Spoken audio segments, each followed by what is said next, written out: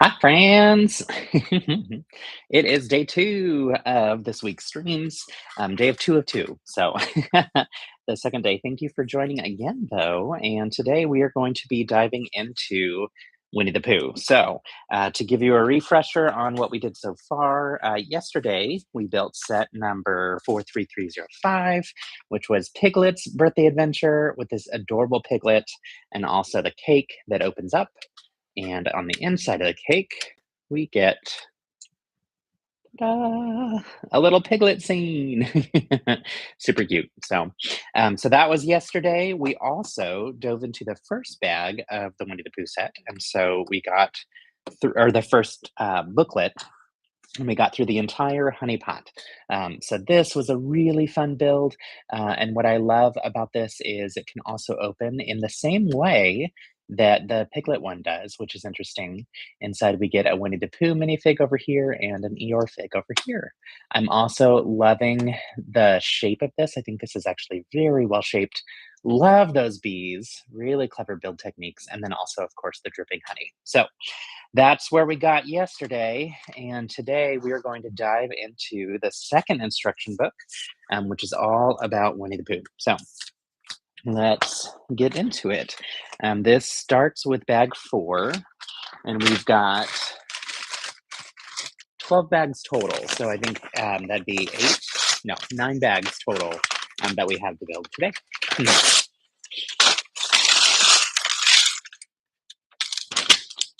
This is such a fun sculpt so far with these other pieces, and I'm excited for the larger sculpt of Winnie the Pooh. One of my favorite sets from last year was the sculpted Dalmatian from 101 Dalmatians. Loved the build techniques and really felt like I was learning so much from it. And then another favorite from the year before was the Tuxedo Cat. And so I'm finding that I gravitate towards these larger sculpted builds. Bowser was also one that I requested and loved to build, and plays or has a good space in our Lego room on display in there. I'm planning to build out a little bit more of a gaming shelf that has a lot of the other gaming sets that we've accumulated, and add to it. So one that I still need to get would be the Game Boy because it's pretty cool. And another to build in my backlog is the Mario Kart. So yeah. Let's see. What are you all up to today? Anything fun on this Thursday? The weather here has turned hot again.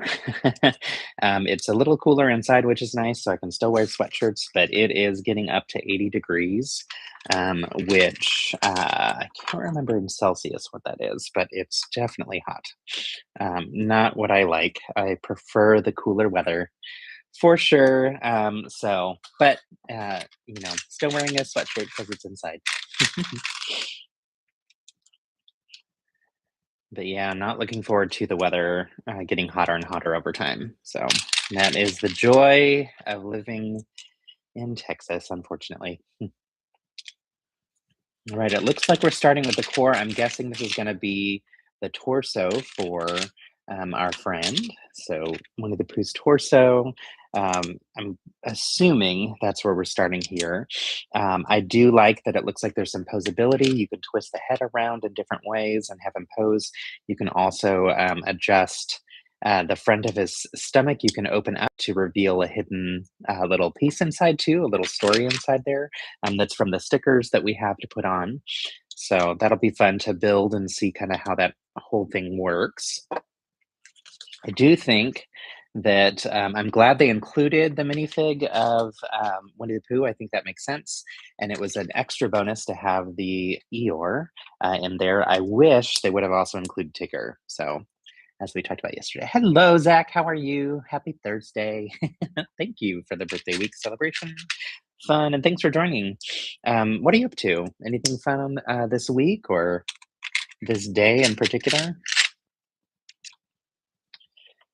I'm obviously enjoying building these. Yesterday, we also dove into the final of the 3 large Lunar New Year sets, and they're really, really fun. But the one that we did last night, what we got started on, we got through the first 5 bags, and we decided to try the build together instructions, which I loved when we did the family tree, the family Christmas tree, but I did not love with the build from yesterday. It felt like it wasn't really the right set for that type of instruction. So it got a little confusing, felt like we were building little tiny small bits here and there that we just kept having to pass back and forth. And eventually we said, you know what, this is a little exhausting for what's supposed to be a fun experience. So we paused that. And we'll be moving back to the paper instructions whenever I get around to finishing the build. So there's that. But still enjoyable build for sure. It's um, the really beautiful build of the horses. And I'm very excited to get to the movement parts of it and learn a little bit more from that part of the build.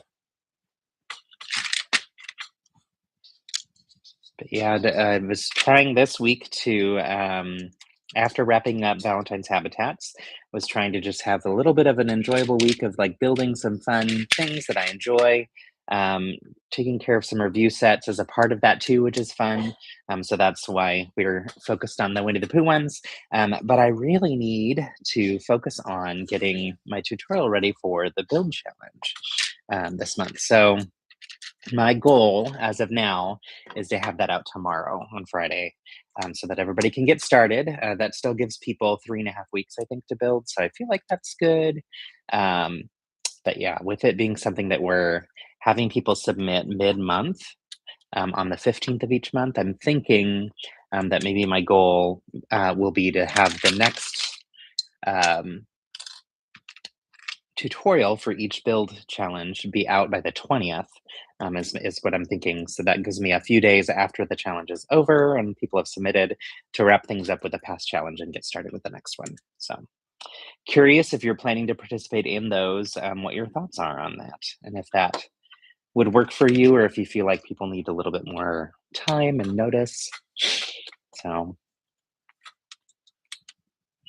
all right. So far, it's been a very symmetrical build, but we're just getting to step 14, and it's starting to get a little different on the front than it is here on the back. So I'm guessing that's going to help us get the orientation of like, what is the front of the build. So doing well, about to start some house cleaning, avoid going outside. You had a winter blast. Oh, wow. So it's very chilly outside and got freezing rain and snow mix last night. Not fun. While I'm over here complaining about the heat, ultimately, we're not like stuck with freezing ice and rain. So, that's also something that I don't love. I love the visual of snow. I do not love driving in it, and I do not miss that part of living in Colorado for sure. Um, so yeah, not fun. Be safe, please, for sure. Um, how is the weather typically during the winter? Do you get some pretty chilly winters or whatnot?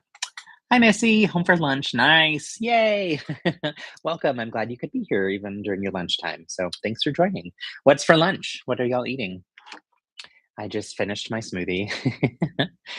Yum yum. Super fast and easy to do, but yeah, not super exciting lunches over here, but that's okay. I don't I don't dislike them, so that's good. So yay, fun. Hi Bev. Thanks for joining as well. It's good to see y'all. I'm glad that y'all can be here for a little bit. Um, we are going bowling tonight, so that'll be fun. We're trying a new place, a new to us place. There is a skating rink in town, and it used to be right next door to a antique shop, and the antique shop closed, and so they expanded the bowling alley, or the skating rink, to include a bowling alley now.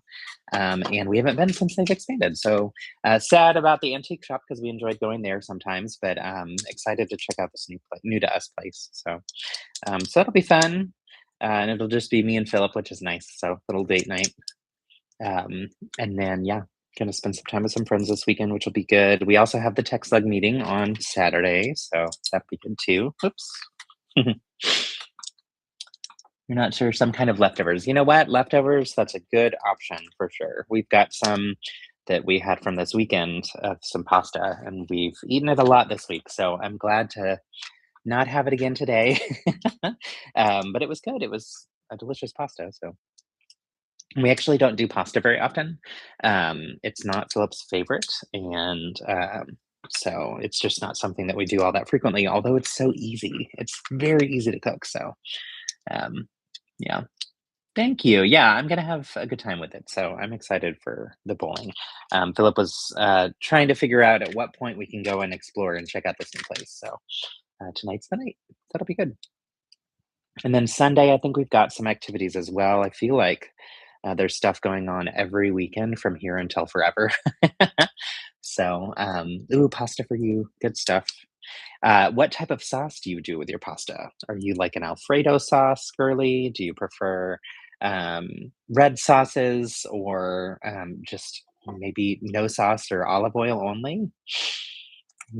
I like all sauces. I prefer red sauces, but Philip prefers creamy sauces. So our food tastes are quite different, which makes mealtime always an interesting battle of wills on who's going to win out. Hey JJ, good to see you. What is that emoji? That's cute. You're having tacos. Okay, hey, yum. Love tacos. Homemade tacos or tacos from a specific place? We eat tacos all the time. We have Tex-Mex and tacos nonstop.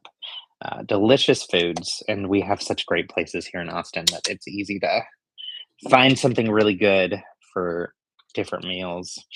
We don't do our own like homemade tacos all that often, but when we do, it's usually like leftovers for a few days of that. So nice, homemade, good stuff. Love that. Right, getting close to finish with bag 4, which is our first bag today. So, like I said at the beginning of this stream, we are diving into Winnie the Pooh. So he is bag 4 through bag 12 of this set. So a lot to get through today, 9 bags if we can. That's the goal.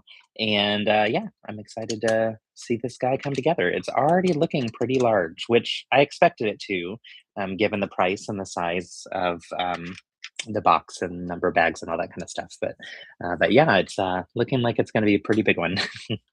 So if that's a snapping emoji, I'm living. Nice. I love tacos, fajitas from Tex-Mex places. Yes. Do you have a favorite Tex-Mex place here in Austin? Um, we need to create a list for Zach for when he's visiting. We do Chewy's a lot. We love Chewy's Tex-Mex. Very good. We also do Taco Deli and Torchy's tacos for like breakfast tacos, especially. And we also do a place near us called El Nuevo Mexico that's really good. More authentic Mexican food, which is nice.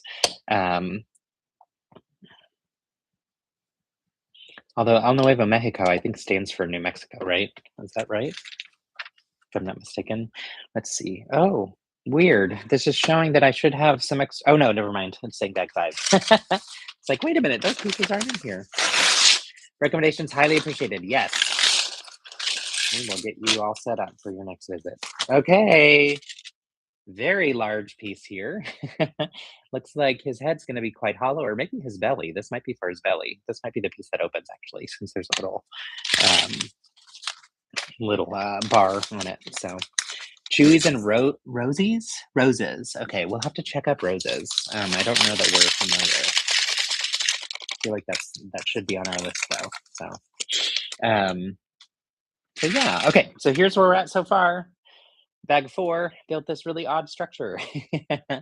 We have some axles here and here, axle holes, and so I'm sure that's going to be for the arms, would be my guess. And I'm thinking this part here with the clip, well, there's one on either side, so I was going to say that might be for the stomach part, but I'm guessing actually this is maybe the front and back, so those are probably going to attach to those. We'll see. So bright, vibrant colors on the inside, like we're used to seeing with these sets. So always helpful to get a sense on what you're building and make sure that you're putting pieces in the right parts or sections of the build. Nueva Mexico, yes, so good, right? Uh, yeah, Taco Deli is delicious. The other one that's really good that we go to a lot too is Torchy's Tacos. They have an amazing logo that's this little devil that's super cute. And we get their food quite a bit. I don't prefer I prefer Taco Deli's tacos, and Philip prefers Torchy's tacos, when it comes to the tacos. But when we do, Torchy's, I usually do the, um, Airstream salad, which is a salad version of a taco, so it doesn't have tortilla, and that you can get it with grilled chicken, which I like, so, that's a good option. It's a healthier option too, which is nice, but their queso is delicious, and, my favorite queso is actually Torchy's or Taco Deli. I think Philip prefers Torchy's. Again, it's like a different. We have very different palates for that type of stuff. So, JJ, do you have any good Tex-Mex places in Germany? I suspect no, but I could be wrong. Um, I grew up in Colorado, which has a very high Mexican and Hispanic population. And I remember growing up thinking we had good Mexican restaurants, good Tex-Mex restaurants. And then when Philip and I traveled to Colorado for the first time ever together, we went up to Estes Park, which is a touristy area. The only restaurant that was open was um, a Tex-Mex restaurant. So this is in the mountains, in a tiny little town, and it was the worst Tex-Mex food we had ever had. I was like, I don't think this is indicative of what Colorado Tex-Mex normally is, but that was really disappointing, and I'm so sorry. But I would say that in comparison to other places, like Tex-Mex in Austin is definitely going to be a stronger experience, better experience than in other places, probably. Not every other place, of course. So, but yeah. You love chicken enchiladas. Me too. I get them a lot. And yeah, usually chicken. That's my preference with the meat in enchiladas. With fajitas, I like to do mixed meats. And chicken and beef. And I also find that I prefer um, chicken fajita over shredded chicken. I feel like at a lot of Tex-Mex places when I get shredded chicken meals, um, that it feels very watery. I don't know if that's really the right way you'd say that, but it's not always, but there's certain ones where I'm like, this just is not. I don't understand why that tends to happen. So I prefer to try and get fajita chicken if possible. Um, Now I'm hungry, even though I just ate lunch. Good times, good times. Yeah, I would love one of the things I love about travel is getting to go and explore different places and have different foods, and so, I love that opportunity, and I think, like, when we go to Germany someday, we'll have to say hi, JJ, and also try German food, so, honestly, you have no idea, that's not really your type of food. Fair enough. Except when you come here, you need to, try it, so, we can take you to some good places. We have loads of Asian and Greek restaurants, nice, and also kebab, don I think it's donor. I don't know how to pronounce it, which is Turkish. Yeah. Spanish and Mexican, not so much as far as you know. Yeah. Not a surprise. I remember when we were in Copenhagen too. I know that it's Denmark and not Germany, but not a Mexican or Mexican or Spanish influenced place, right? That there was like a Tex Mex type restaurant. And I was like, yeah, I don't think we're going to try that one. We'll try other things that are more traditional for this type of the world. So, um, all right, so almost done with this next step. And it looks like we're finally starting to build out some of the parts that are visible. So it's gonna move us past the interior, which is nice.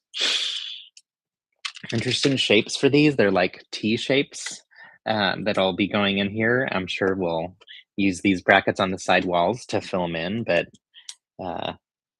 but yeah, right now that's gonna go where we have one on the left down here. Actually, I'm confused. How does that work? Looks like it's gonna go. Hmm.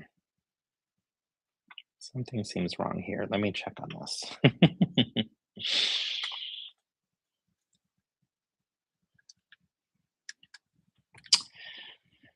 All right, this is showing that this should be going side by side with, or like just underneath this other section with brackets, but it seems like the studs are off, so I might not have it built fully tight.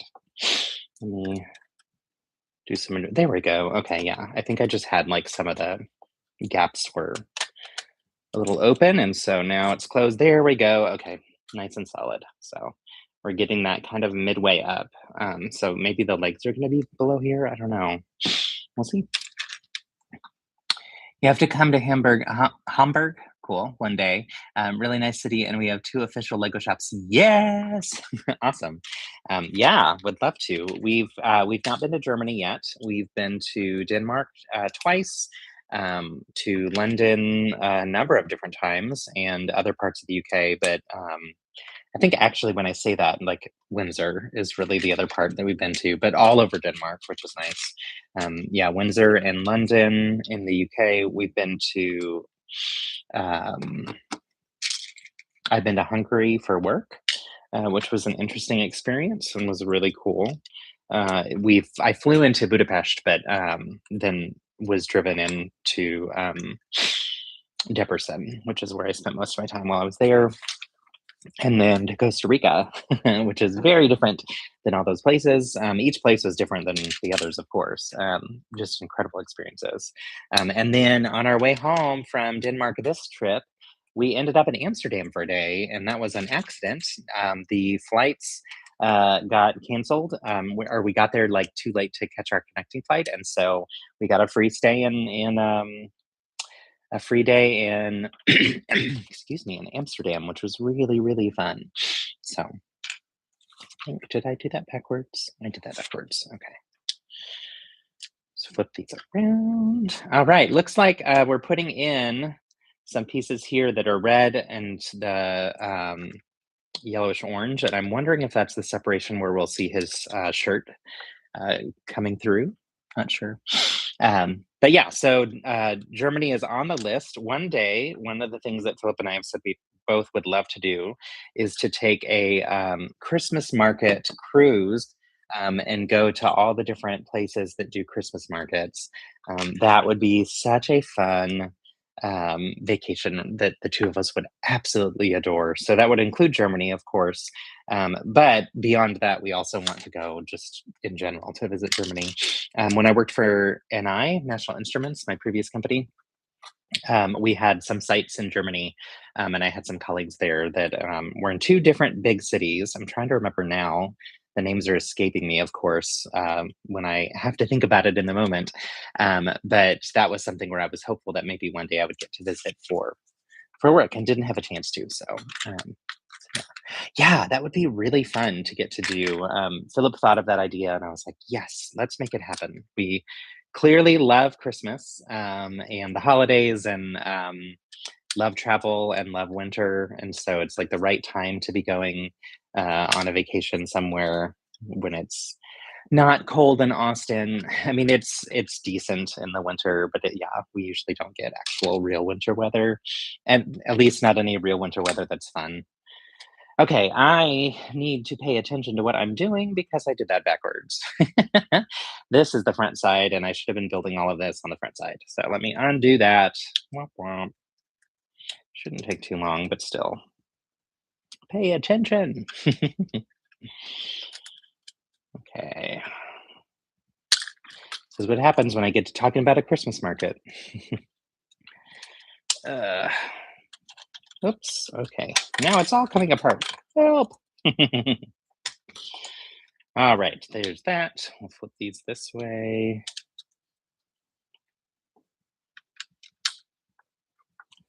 Okay, this will go here. Perfect. This goes back over on this side where I mistakenly moved it.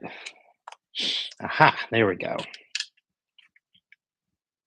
There we go. Now that's on the right side.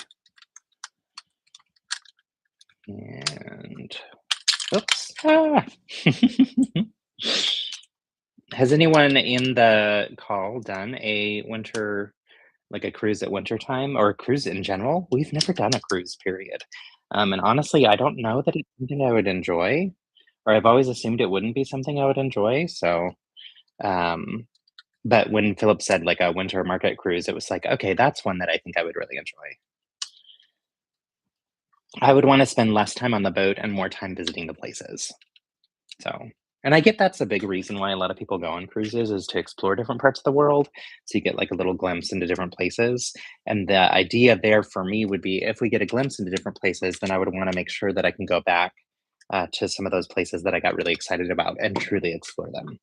Just think like a couple hours in a place doesn't feel like enough. So, although we really had a wonderful day in Amsterdam, so that was nice. All right, fix that. So now we're working on the right side of this. All good here. There we go. Has anybody been watching the Olympics? And if so, which sports are you most interested in? We've been having a really good time watching.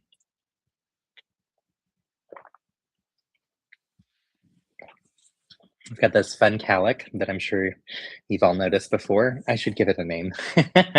It's like always a nuisance in here.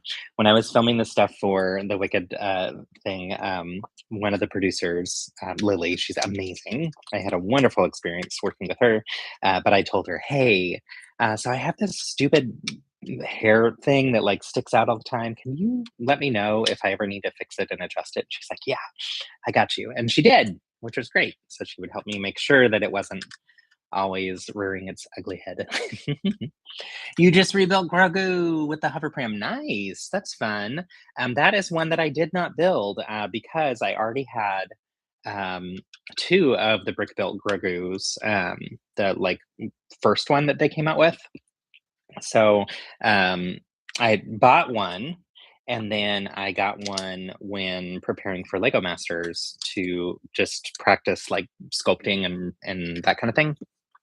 And the thing about having two of them is now I have one that's in a Santa suit. And I just keep it built in the Santa suit. And then I swap it out throughout the year with the regular suit Grogu. So, but yeah, because I already had that one, I didn't get the one with the pram. Although I was tempted because it's really, really cute for sure. Now I've got to build. So I already have the older BB-8 brick built one, and I have a smaller version of the R2D2, but not the newer one. Newer in the last couple of years, of course. And so eventually, I want to switch out the R2D2 for the right size one so that it scales correctly with the C3PO that I still have yet to build. That's in my backlog too. But my goal would be to have BB-8, C3PO, and R2D2 together in the right scale. So you've been on 2 cruises, both in Europe. Okay, cool, which are fun, but you're not sure whether you'd go on one again or not. Nice. And then Zach says, did one family cruise to Alaska. That's another one that Philip and I have talked about. We've heard it's a really good option. His parents went on one there and really loved it. And I think we'd really love the Alaska experience. So excursions can be fun, yet pricey. Yeah, that's part of it, right? I'd recommend going if you like to go travel and hotel life. Yeah, we'll see. I don't know if that'll be, I mean, it won't be this year for sure. We've got so many expenses this year that are going to make travel hard this year, but I don't know, maybe future date. So also our anniversary is in the beginning of November. We technically have two, but that's the one that when we had our wedding. And so our celebrations are usually like right before everything starts getting Christmassy elsewhere. And so we've talked about like, what if one year we just like do a big anniversary trip and wait until December to go and like do that the first week of December or like later in November. There's always so much going on in December that it's just hard to make time for a trip at that time. So let's see. Brandon, in terms of rebuilding the Grogu, in that process. Do you typically build and unbuild sets? Like, do you unbuild a lot of your sets and then rebuild them? And the same question goes for everybody here. Are you set builders who prefer to get the opportunity to rebuild over time, or like once it's built, it's done?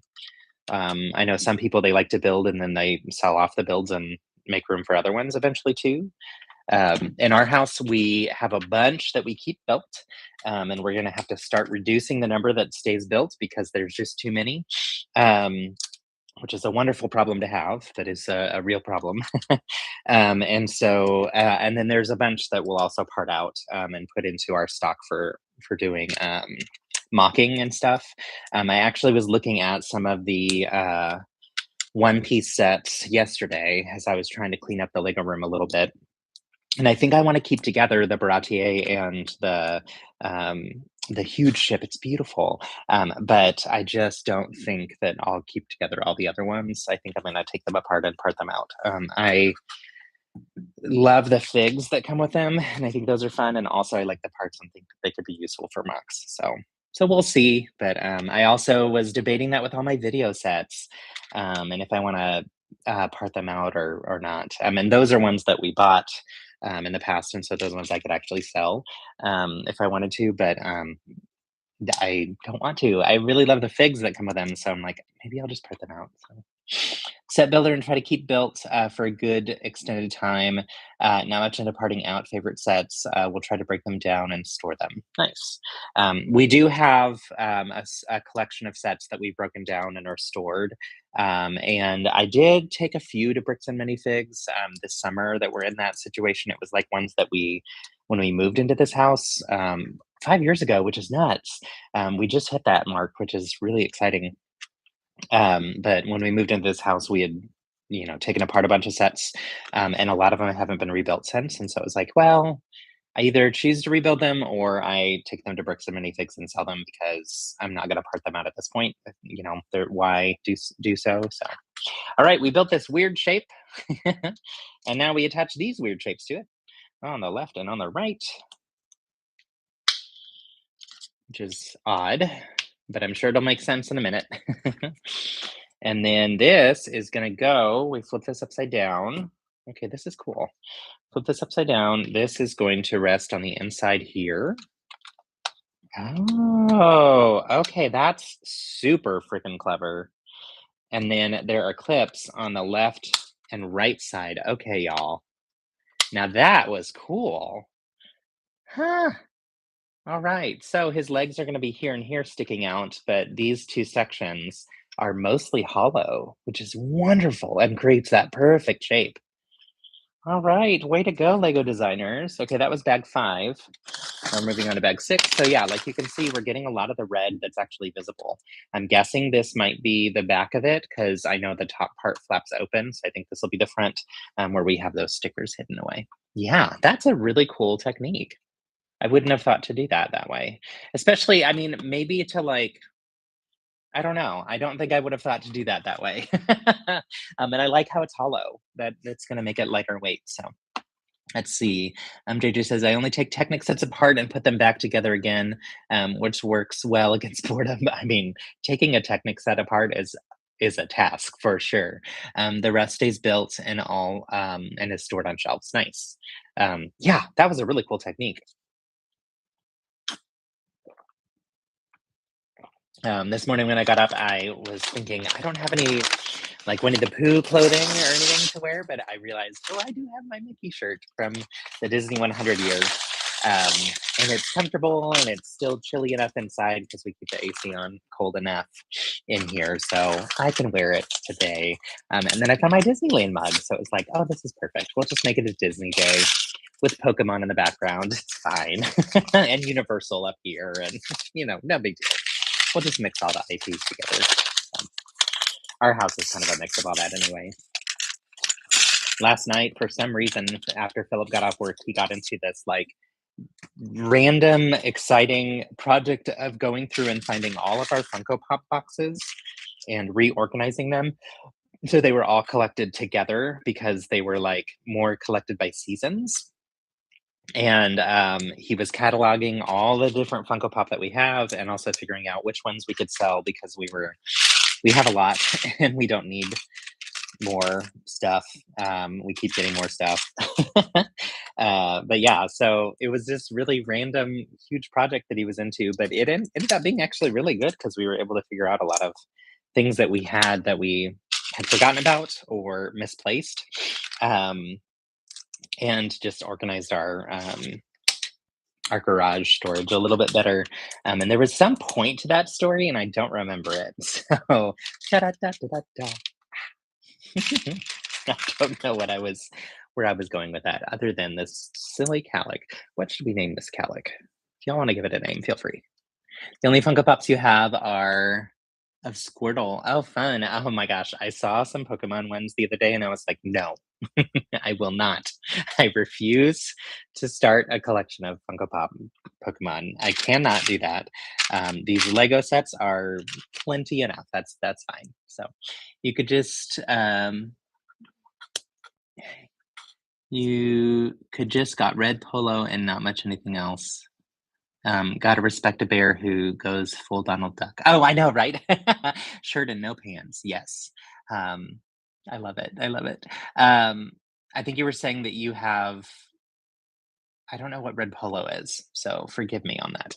Um, yeah, we did not ever, I mean, none of the collections to be intend to grow into anything, I suppose, but, oh, okay. Off topic, but back to the Lego topic, which is the more important one. I am building out this next section, and we're getting more use of these fun A-shaped pieces that give us a 45-degree angle. So you've got this piece here that's going this way. This is going to alter the angle a little bit, so 45 degrees, and we're good. Um, so yeah, it's a nice little change. Or it's a nice way to change the direction in a very stable way with a build. And then, of course, overlapping bricks is going to make it more stable and structurally sound. We also have this joint here, so I'm guessing this might be the thing that connects in for the legs, because I know there's some regular Technic holes on either side here. So we'll see. Um, yeah. Anyway, that is a pretty cool technique.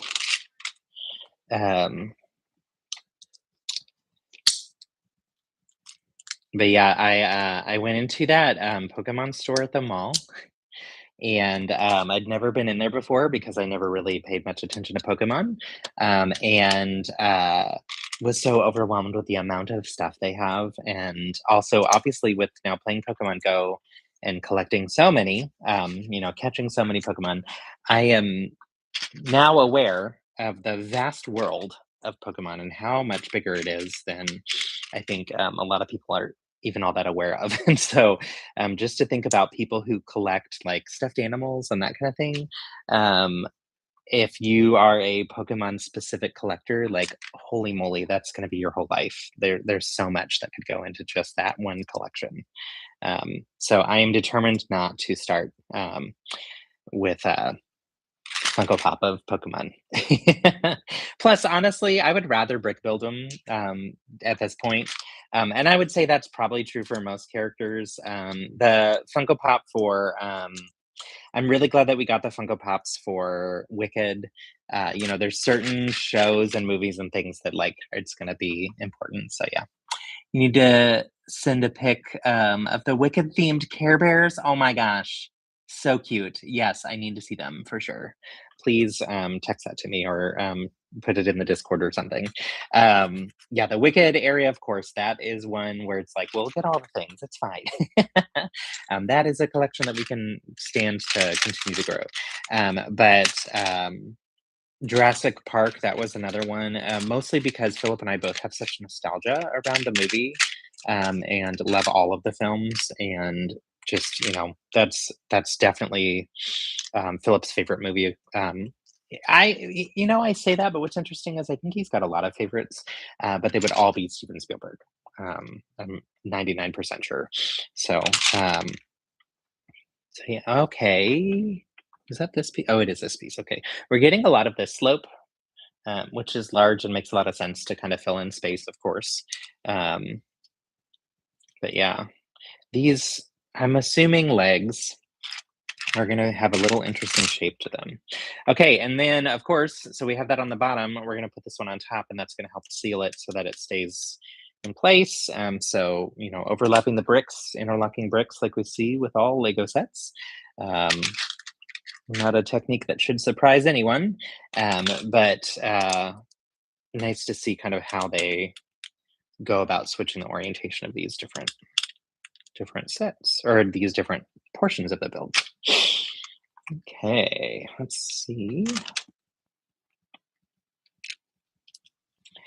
JJ, you'll have to keep us posted on what happens with like your internship search and everything, and what you end up doing for this summer. I'm so excited for you.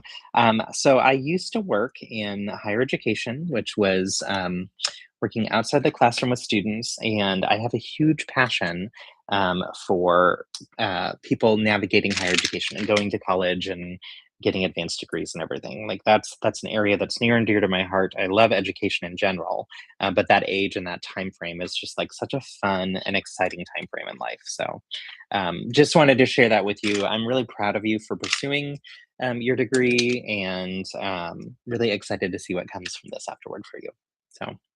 So yes, keep us posted, please. All right, so we have finished this one section. We've got some what do we call these? Some Technic pins on this side, and we've got this pin end on this side that's basically going to be used for some to attach the feet. And now we've got, need to make sure that I'm putting this foot on the right foot or this leg on correctly. It looks like I flip this around. There we go. Okay, this will go here. Okay. Hey, interesting. Yeah, I don't know how I feel about the shaping yet. I don't dislike it, but like these lines and stuff, I don't know. It's a little interesting. We'll see once we have it all completely built how that looks. But I like already how it's standing. You can't really tell on the table with where it's sitting on the table here. So yeah, it doesn't really. The camera's not down enough. Let me go a little bit further down for y'all. There we go. So now you can see, except my head's cut off. Let me scoot this back a little further. There we go. I think that works a little bit better. So yeah, I like the way that he's kind of rested. So it's also interesting given that the bottom part of his body is the lightweight empty part. But once you start to put these other bits in, that adds more weight. So he's kind of leaning back right now. I will keep you updated, sweet. I'm currently waiting for an email. You've been waiting since the beginning of February and was told you'd be informed by end of February, beginning of March. Germany is very slow. Never fun to have like submitted stuff and have to wait and wait and wait and wait. I've been on both ends of that, of having to be the one waiting as well as having to be the one who contacts all the students who got internships or, reaches out to people to have to say, yay, this is happening or whatever. And honestly, the wait and anticipation is never fun. But the reward is great when you do finally get the answers that you need to move forward, which is cool. So very exciting, very exciting. Bev and Missy, I don't know that we've ever talked about it, but what is it that y'all do for work? You were saying that you're on lunch break, so I'm curious about how you spend your time when you're not on lunch break.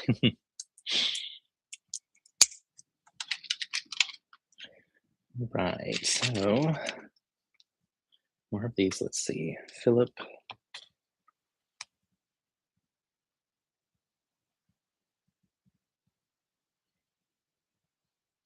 Oh, he was asking me a question about tonight. And I didn't respond in time, so he made a decision, which makes sense. Retail merchandising for Hallmark. No way. How fun is that? Are you at a specific store? And is that which, oh my gosh.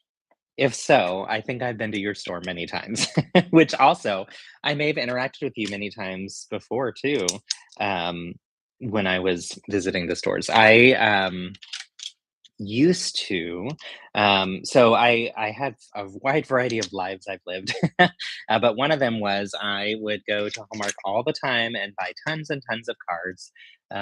Yes, we each have accounts we take care of. That is so fun. I love that.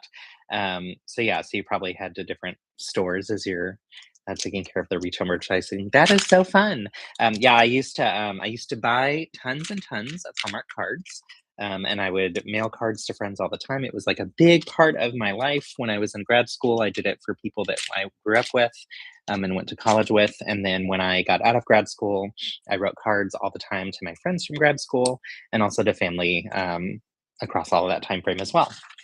But then when I moved to Austin, I ended up working at PaperSource. And working at PaperSource, I was doing paper crafting classes and workshops and things. And I fell in love with making my own cards. And it just became the new hobby. And so then I got a million accessories and supplies and things to create my own cards. And our craft room is ridiculously packed full of stuff because of that hobby. And yeah, so that stopped some of the Hallmark purchasing just because I was enjoying like customizing and making individual cards for people. So you also help with department remodeling and inventory. That is so cool. We love that. You have 3 Walgreens, 2 Dollar Trees, and a CVS. Good stuff. Okay, that is so fun. And I know how much work that takes. Not personally having done it, but having friends who've worked in it before, I know that that can be a very big undertaking. When Philip worked at GSD&M, his previous employer before he's at his current one, he was working in advertising with different companies, and one of his clients was Hallmark, specifically in Walgreens. And so he was doing some of the advertising that would show up in stores specifically. So some of the things that you probably put out related to the retail marketing or retail merchandising, I'm wondering if you ever put out things that essentially were advertisements for Hallmark within the stores, like things that go on the floor that say Hallmark to kind of get people to look up and that kind of thing. It's really interesting to just to learn a little bit more about how like large corporations like Hallmark have multiple different ways that they approach reaching customers. And yeah, I don't know. I find all that stuff fascinating. If it's not clear, I love to learn. I love, love, love to learn, and so it's always really fun to hear from Philip about like what types of work he's gotten to do with different clients and things, and yeah, just really fun stuff. So yeah, really interesting stuff. So busy week for holiday change out, I'm sure. Yeah, given that Valentine's is over, it is now time to dive into the next section. I was just in HEB earlier today and went down the Valentine's aisle that is now becoming the Easter aisle. We're jumping right past St. Patrick's Day, it seems. I think the timing makes sense, though. And also, people are more prone to buy cards and things for Easter, but of course, every holiday has people who are really into it, which is fun. That's really fun. Are all of your accounts in Austin? The ones that y'all work on? I hope you don't mind me being nosy. I just think it's interesting stuff. All right, we are almost done with leg 2. Except I need another long piece. Here it is. I swear, sometimes I'm looking at this and I'm like, how did I miss seeing the thing that's directly in front of my face? Okay, ta-da! As all your stores are close to the house. Okay, that's great. Works out pretty well then. Good stuff. Okay, so we go here, and then we add these little friends, and it looks like we're going to be building some feet. That's fun. Okay, so this is probably just to help make it more stable, I'm guessing. Yay, much more stable, so it's not rocking anymore.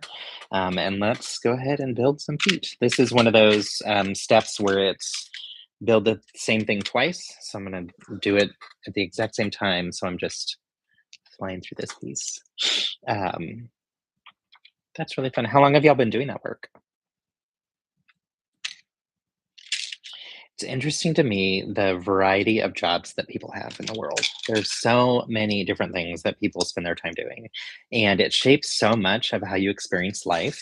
And I just find that fascinating just to think through, like, wow, the what you do with your time, and what your days look like every day, and how different that is. And having had different jobs, and also having gone into like building my own consultancy and doing my own thing, like it's significantly changed what I do for work and for how I spend my time and everything. And um, I think that's been eye opening too, to think through, like, yeah, I've had a very different experience than what your typical person would be. And yeah, just how some of those decisions that we make though early on also set you on a path that kind of shapes a lot of how you experience life. So hopefully for the better.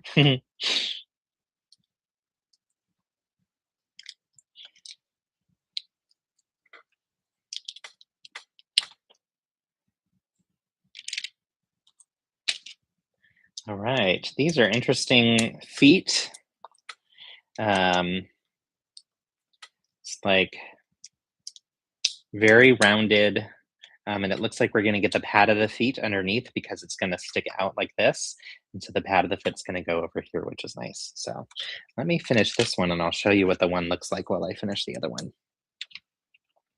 All right, I like that we're getting a bunch of these like tiny quarter round circle curvy bits. Sure that's what they're meant to be called. I'm sure that's how Lego names them in their systems and everything. Um, but yeah, so there we go. So here's the pad of the foot.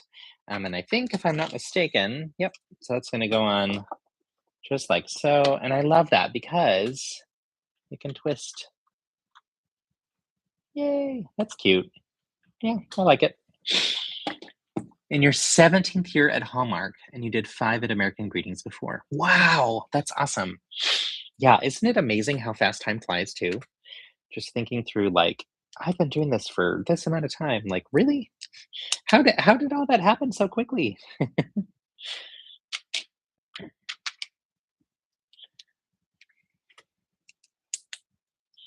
I I worked in higher education for 12 years, and then I worked in corporate for 7, I think. So that's 19 years, and then have been out of that and doing my own consultant thing for now 2 years. And so I just crossed the 20-year mark of, or I guess 21 years now of working full time. And I mean, the last bit doing my own consultancy and all that kind of stuff, it's not full time anymore. It's a different experience, but I guess I should say working in like professional life. And it's just interesting just to think about that. Even when I was in higher education, I worked a bunch of different types of jobs within the universities I was in. And so that also gave me different perspectives on like company culture and what it's like to have different bosses and everything. So, okay, yay, we got some legs. And I like that these can twist a little bit too at the ankle. I thought they would be able to move in and out, but they can't. They are firmly stuck there. And I think the shaping works well. I think it'd be hard to make something more rounded than this potentially, but it was just not the shaping I was expecting it to be at first. So, I don't know. All right, let's move into bag 7. Okay, so JJ says, I always wanted to study something science related, but ended up nearly failing your physics final in school. So you ended up not studying science after all. And that's been such a good decision. I'm glad it was a good decision. And I'm glad you've came to peace with that, because I think sometimes people get like really worked up about it. It may not have been the right fit for you, and that's fine. You can still enjoy science, and not do it permanently, right? Doing building technic is actually has a lot to do with science. Building Lego in general does so, and math. Yeah, there's a lot of ways that it can show up in your life without it being your full-time job. So happy that you said it was a good decision. 17th with Hallmark and 12 and a half with American Ingredients. That's awesome. I love that so much. And I love that y'all get to work in the same type of work too. That's cool. You've been in community college for 5 years, but you're considering volunteering. Nice. Are you working at a community college, or are you studying at a community college, or both? Sometimes people do both. Um, when I worked in universities, I did work specifically around leadership development programs and for a lot of the time. And I also worked with the first part of my career, I was actually working in what we would call new student and parent and family orientation. So helping new students get acclimated to the campus and helping their parents kind of navigate that transition as well. Oh, nice. So you're studying graphic design. Good stuff. Yeah, and I think there's certain jobs where it makes sense to get a degree and where, maybe a degree is required. And there are other jobs where it's not. And I think that, the experience that you get is all that's needed. So I think it's important just to figure out what's important for the direction you want to go and move forward. I think, obviously, having worked at universities for so long, I do have a passion for higher education, but I also think that sometimes it gets overrated, and the expectation there that everyone get a degree, that's not realistic. It's not something that is for everyone, nor is it necessary for every type of work that you do. The work that I did, because I was in higher education, required me to get my master's degree in education to continue pursuing it. And if I wanted to stay in that profession and continue to advance, I would have needed to eventually get my doctorate. And I had thought about it, and a lot of my friends from grad school did and continued their education. And I just realized, I think I'm done. I don't think I want any more degrees. I don't think I want to go back to school. I love learning, but you can learn without it having to be a formalized educational environment. And I love teaching, and I can teach. In lots of different contexts. So, like I said, when I worked at Paper Source, it was a part-time gig that was outside of my work at the university. I was just doing it kind of for fun, and honestly, it was to help me pay off my car. And I ended up doing it for 5 years because I loved it so much. And then I quit because I was like, I can't. Um, I want to have a little bit more free time again, and this is taking too much of my time. So, and the job I got at UT at the time just kind of grew exponentially, and so I needed to have more of my own bandwidth to recharge and relax and not be working nonstop, right? But all that to say, what I loved about it was I was teaching. That's what teaching workshops is. That's what leading build challenges is. Like this right here to me, even though I'm not teaching you anything per se, I am using those skills that I used in education um, to facilitate, to discuss build techniques, to talk about how science and math shows up within Lego. So all of that I think shows up in lots of different areas of my life, and I think it always will. Um, so yeah, all that to say, I love graphic design. I when I went into college, I wanted to be a graphic designer, and my parents convinced me not to. And so I ended up taking a lot of graphic design courses as my electives because I enjoyed them. And they counted towards my public relations and journalism degree. So that was fun. And I got to explore and have fun and try some different things that way. But that was my way of kind of getting around them telling me that they didn't want me to do that. Because I wanted to. I really enjoyed it. And I think I've used those graphic design skills in every job that I've had to do visual communication for people. So I have a lot of respect for graphic designers and highly value that work. So yay, studying graphic design. Oh yeah, I already read that piece. Good stuff. It's always nice to kind of get to know people a little better and understand what they're up to. When you talk about studying graphic design and whatnot, do you have a specific focus of like what you want to do with it, or any specific type of design that you really enjoy? One of my first classes in college, first semester, was I think it was called Visual Communication in the Contemporary World. I can't remember. That name rolls off my tongue, so I feel like that might have been the name. But we studied graphic design as an art form in the class, and at the time, the university was part of a hosting of a huge international festival called the Colorado International Invitational Poster Exhibition. And what it was they would invite prominent graphic designers who were artists in their own fields to come and display their artwork. And all of these art galleries across northern Colorado were full of these incredible pieces of art from these amazing artists and graphic designers. And we went museum to museum and looked at all of these different pieces. We heard lectures from graphic designers on why they did what they did, why they're passionate about. Like there was a whole section, for example, on war and on graphic design related to war. And some of it was pro-war, some of it was anti-war, some of it was just political discussions in general. It was just fascinating stuff. And we got to hear some of the artists speak about why they're passionate about these things and how their art is a part of these movements that they're a part of, that they really value. And then there were other exhibits where it was like the exhibit was, sometimes it was themed like that, where it was like related to war. Sometimes it was themed where it was related to a specific design style. And then other times it would be like one gallery had all this work from one specific artist. So it was really fascinating and I loved it so much. And I remember leaving that and thinking, this was the coolest experience ever. And there's so much that we can do with communicating visually with people and using art. So curious, Justin, was this at CSU? It was at Colorado State University. So that's where I was studying undergrad. And our freshman year, everybody had to take a freshman seminar course, and they were all different broad ranging topics. And most majors allowed you to take whatever you wanted. And I didn't have a major yet. I had a music minor and knew that I wanted to do something around the liberal arts. Truthfully, I wanted to do graphic design, but I told my advisor that.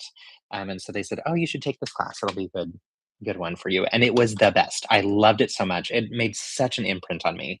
And through that, we also had to do a research paper on the use of graphic design and in some type of advertising or media or something. And it was a very broad, like we could pick whatever we wanted. So I chose to look at Volkswagen advertisements from their initial, like when they first started to advertise within the United States, and loved it. And they are such iconic advertisements. It's like things that have been studied in art schools for decades because it was a unique advertising approach that was very different than most other companies were doing at the time. So, yeah, that was just like super fascinating and so much fun. So yeah, so I went to undergrad at Colorado State University, which is in Fort Collins, Colorado. I grew up just outside of there and about 20 minutes away. So my freshman year of college, I lived at home and commuted in every day for school. And then shortly thereafter, I got really involved in the campus in lots of different ways, became an orientation leader.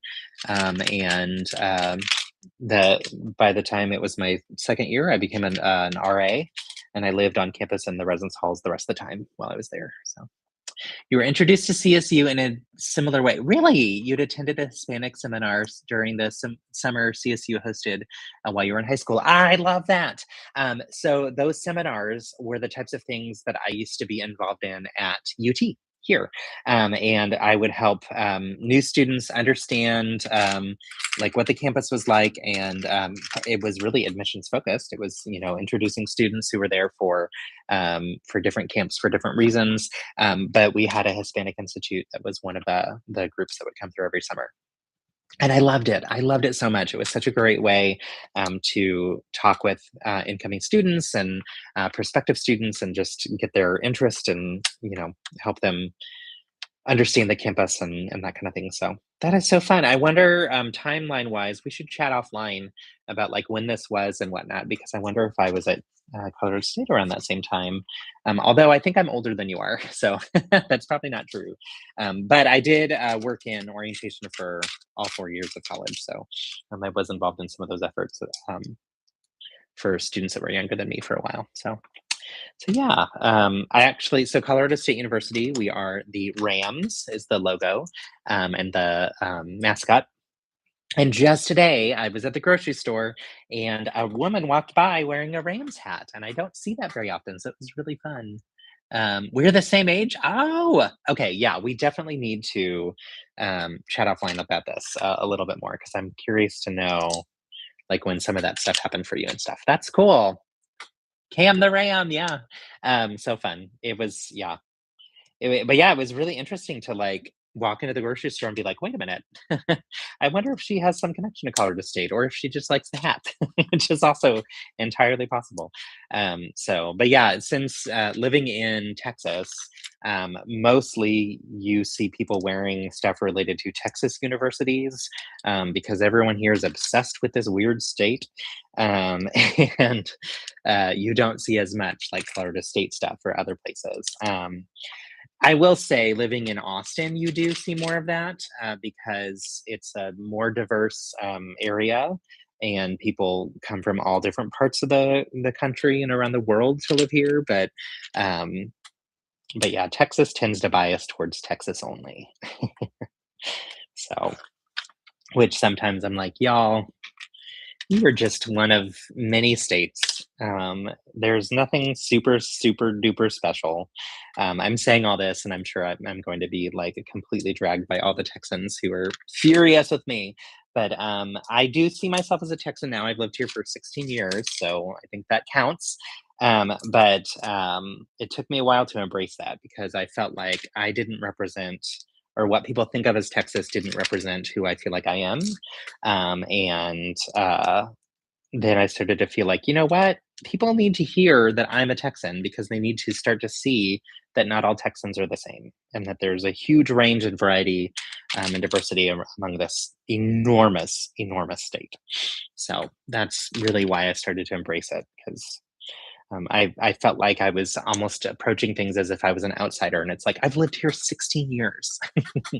So, oh, Cam, I always got that wrong. Oh, yeah, no worries. There's a Beanie Baby that's named Bam. Oh, that's awesome. I love that. I'm sure lots of people get that wrong because of that Beanie Baby. Y'all, Beanie Babies, that was such a funny craze that also happened. We have a friend who for the longest time ran like a resale market out of his house where he would go and he would buy things at a great discount from like CVS and Walgreens and all these places and store them. And then he would have garage sales and he would like price them less than what you would get them at the stores because he could. And all of his neighbors were like attuned into his time frame for when he would be selling all of his stuff, and that like they would stock up on their shampoo and all this different type of stuff. And I remember one time I was asking him like, he doesn't do it anymore, but I was asking him like, "When did you start doing this?" And it was in childhood as a collector of Beanie Babies. Like that's what got him into it. I was like, "Oh, that makes perfect sense that this is the adult that you grew up into." Like that is so cool. It's so interesting to see like that type of resale market because obviously in the Lego community we see that a lot, but to see that in other hobbies too, it's like, oh yeah, I guess that would make sense. I know there's that same thing for like Funko Pop, right? So and sometimes I'll think deeply about the weird subculture that we're in, y'all.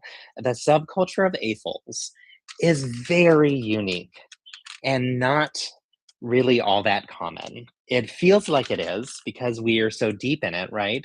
But truthfully, there are so many more people in this world who are not a part of this world and don't understand it or get it or anything.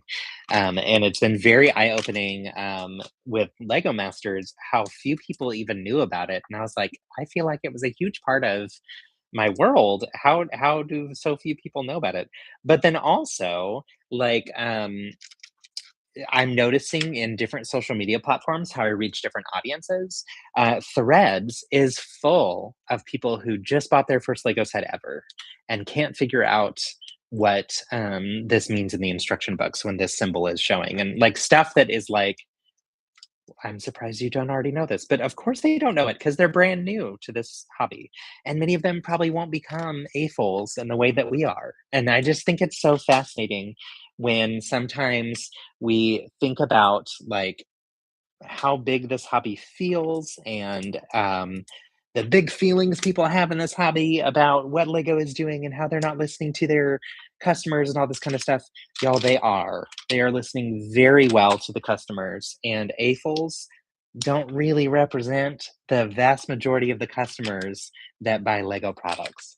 We do buy a lot of them, but the money comes predominantly, I would assume, I don't know this for fact, but I would assume the money that Lego makes comes heavily from people who are like buying a set for a kid's birthday party or like convincing adults to like buy a set because of nostalgia. And it's something that like a couple does where they buy 3 sets a year, right? And sometimes I think AFOLs can get real up in our heads thinking, we're the ones that matter the most and we're the ones holding the company afloat and all this stuff. And it's like, not really.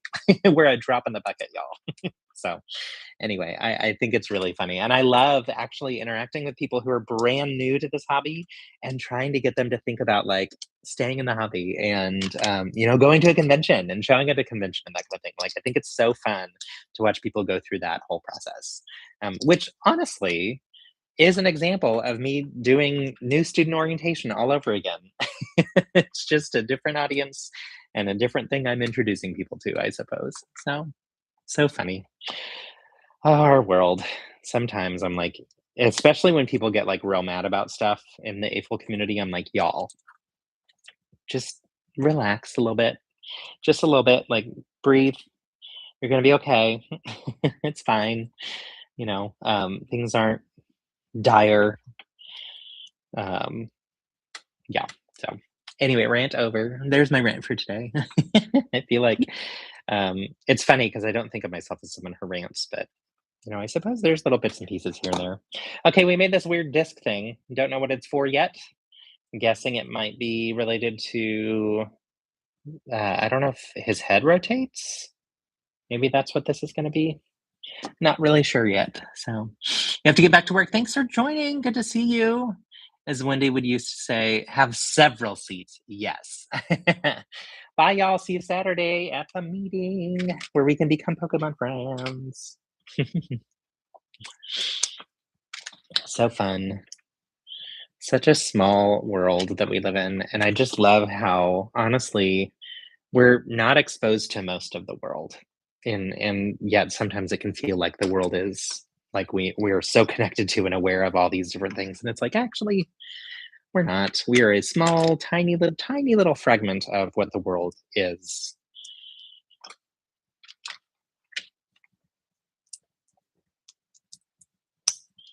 Okay, got more of this like build this 2 times steps again, and I'm thinking this might be related to the arms. I don't know. Maybe not. Goes. Oh, you know what? This is going to go on top, and then the head's going to rotate on here. That makes perfect sense. Okay. Okay. So now, yeah, this must be related to the arms, though. So we have this here. It's fun. You can see his little V-neck. That's cute. I tell you the number of times I talk with my friends that are not in the Lego hobby and they like I'm catching up after not talking with them for a long time or something, and then they're like, "Wait, you're a Lego ambassador? What does that mean? Like, what do you do? How do you do this?" And also, people think it's like this super glamorous thing, and I'm like, it's not. It's fun. I enjoy it. It's and I mean, it is special, and I don't want to take it for granted, but it is funny to me because it's like sometimes people's reactions will be really big, and I'm like, I don't think of it that way. I just think of it as like, this is how I spend my time. So another example of like our worlds are so unique, I suppose. So any more fun plans for birthday week or birthday? Yeah, so having some friends over for game night. So that'll be fun. Trying to figure out what games to play. It ended up being a bigger group than I was expecting, which is fun. But I think a lot of the games that we have, unless it's a big party game, are made for like 6 to 8 players or 4 to 6 players or those types of things. And so, and I want to do some of those because we always play the big group games when we get together for game night stuff. So the idea was let's play some of the smaller games. So we'll see what that becomes. But I'm excited. It'll be fun to catch up with some friends that we haven't seen in a while. A lot of these friends, the last time we saw them was at our cookie party that we host in December. And so it'll be nice to, catch up and chat and hang out. Um, so that's the big thing. And tonight bowling, which was just kind of a last minute decision that Philip set up for us, which is fun. On Sunday, he and I are also going to go and get massages. So that'll be nice. It's actually Christmas gift that he got me a year ago, and we just didn't get around to setting it up last year. And so we said, let's use those gift cards now. So he's had through work some opportunities to go and get a massage a couple times last year, and I was like, I want to go. So okay, here's the piece that covers up here, and it attaches with two studs, so it doesn't hinge open. It just attaches with those two studs on that one brick, and I love that little sticker. It's so cute.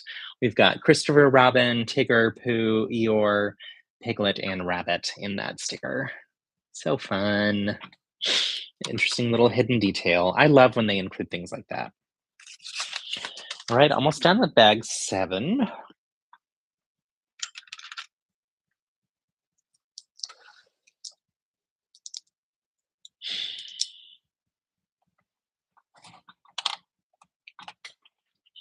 JJ, have you been able to see if you're able to watch my season of Lego Masters? I'm curious if that ever made its way to y'all. I think no, but I don't know for sure. And I'm curious if your Lego Masters is still going on. I think Germany's is, but I can't remember. I hope it is.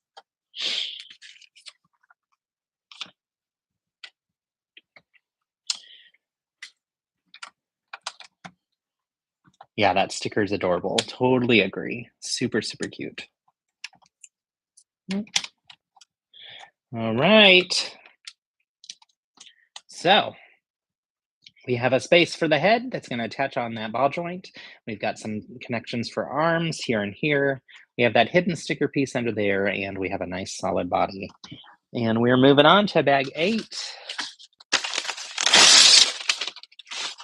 5 bags left, y'all. See if we get through it today. It's 2:20. I think we will. The stream might go longer than yesterday's did. That's cool with y'all, but we'll see. But I want to finish this one today. So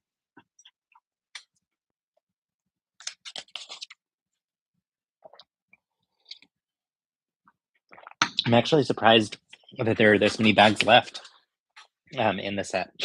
It seems to me, I don't know, I was kind of expecting us to be further or less far along, rather, with the build than I am right now, given the number of bags we've already built. So looks like, this is building the shoulder part of one arm, which means that we're going to be building one arm than the other with different bags, I think, because the internal bits of this are specific colors, and it looks like there's only enough to build one out of this this section of, excuse me, the section of parts. I've got the hiccups.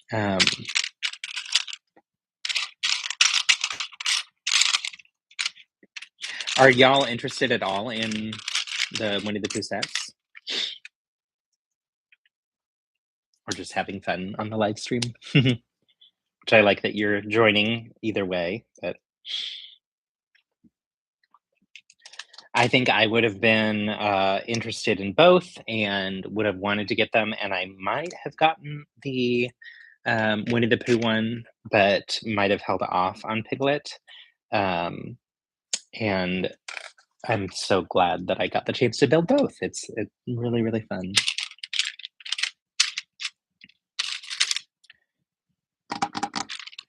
Go. I did not make any more progress yesterday on our other build that I was working on, the Monet. So that one's still kind of where it was at before, and that's okay. Eventually I will get back to finishing it. Hopefully, I was gonna say hopefully this weekend, but our weekend is pretty busy, so I don't know when. We'll see.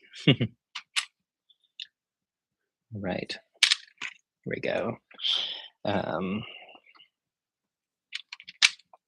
A lot of these inverted curved slopes that have the studs on the underside there. It's not wanting to focus. Don't focus on me, focus on my hand. There we go. But yeah, a lot of these in this part Oh, and we're getting another use of these A-shaped pieces to do the angles again, which is cool.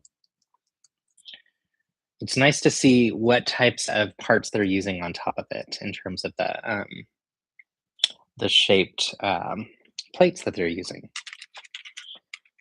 You thought they had stopped Lego Masters in Germany, but a quick Google search shows that they apparently cast people for 2026. So you guess it's continuing. Yay! Fingers crossed. I hope it is. I loved my experience on it, and I hope that it continues to flourish in all the different countries. And I hope that eventually we're able to watch other countries' versions as well. I know that we can watch the Australia and New Zealand versions a little bit, but not fully up to date with some of our streaming services here. And I really enjoy the show. I think it's a really fun, um, it's a really cool experience. So yeah, that's cool. I hope that it does come back for you. So. Pooh looks like a fun build. It'll be interesting to see it in the stores and may eventually get around to getting it after getting some other sets that are already on your wish list from last year and this spring. Totally.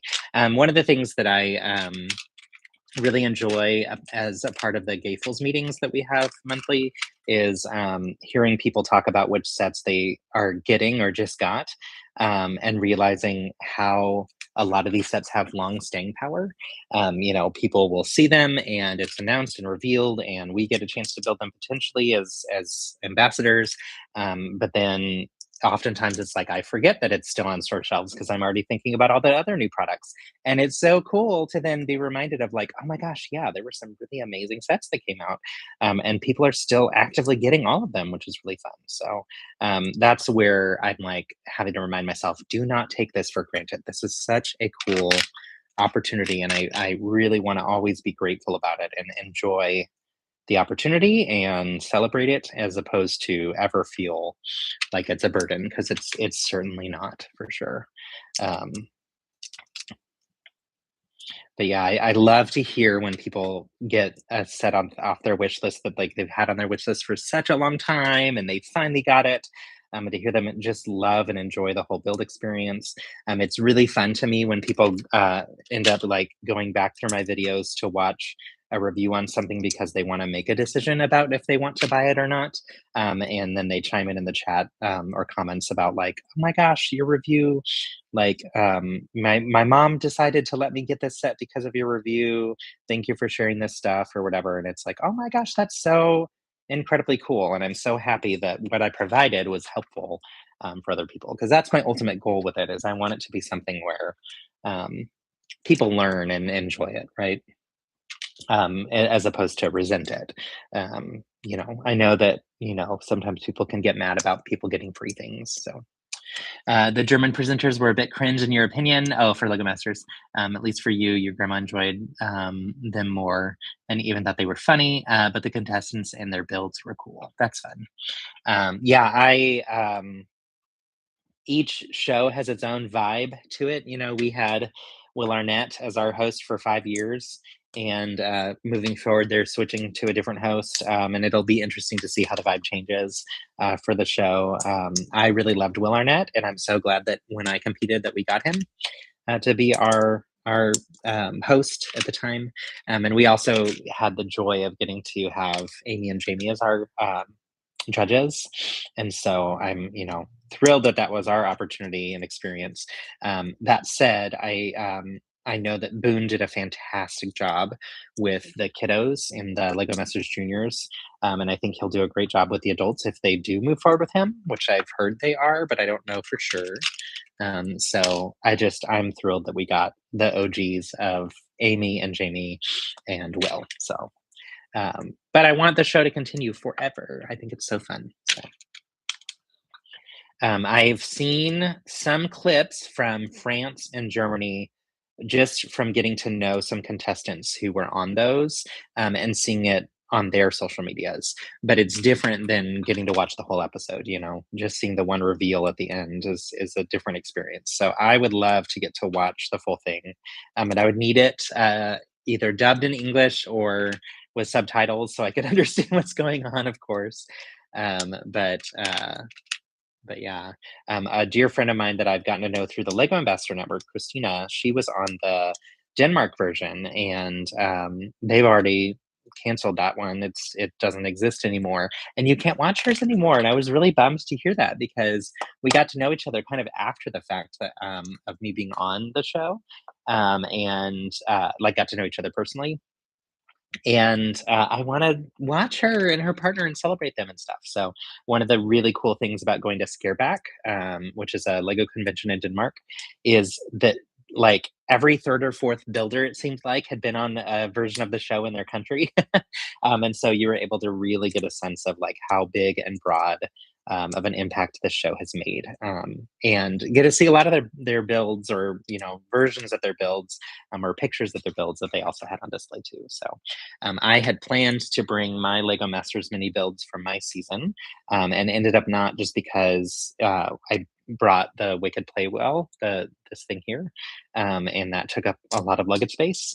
And we were traveling for a very long time, and so it was not going to be easy to be able to have it all with us. So I was bummed afterward, though, because I think it would have been fun for people to see my mini builds. Although it's different when you've seen the show and know what the mini builds reference versus when you're just seeing the mini builds and you haven't seen the episodes. All right, here's one arm. And we're actually going to finish the hand in this step as well, which I was not expecting, given the number of bags we have left. So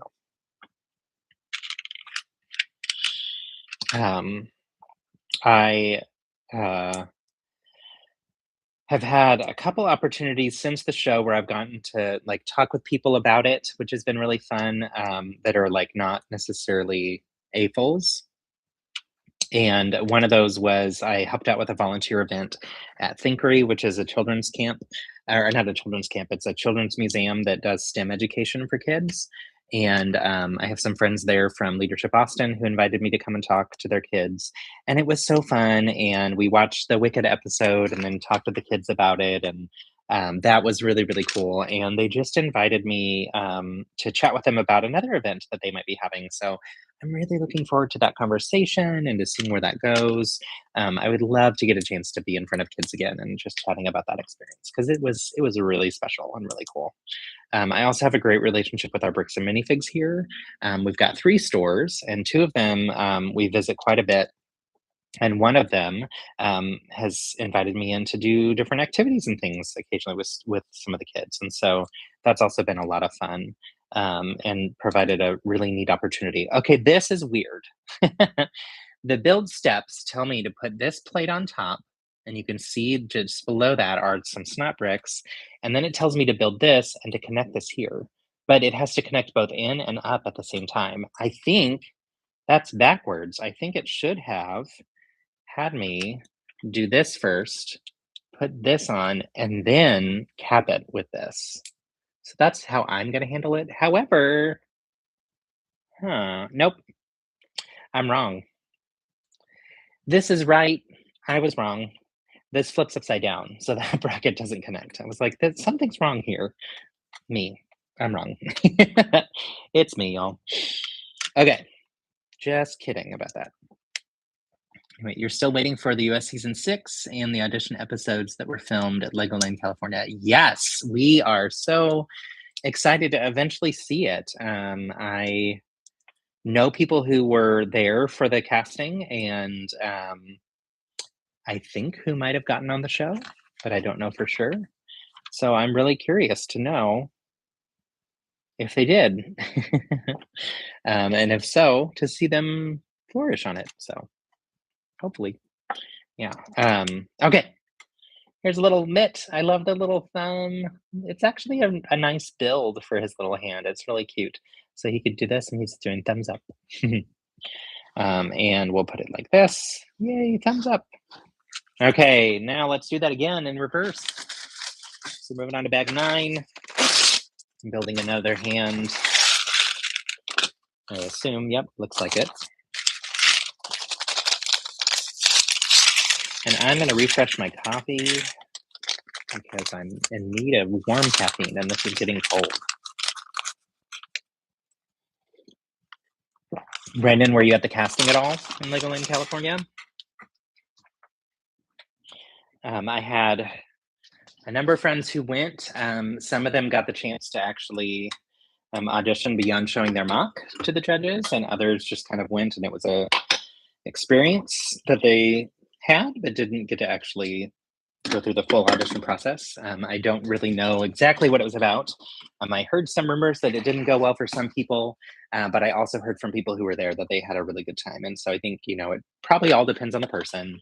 And my thought is, people have their own feelings related to stuff that they experienced, and everybody is open to having their own feelings, and those feelings are real. So, you can't ever tell someone that their feelings are wrong. But my hope is that it was a good experience for people who were there. Okay, we're gonna power through, y'all, now that we have more caffeine.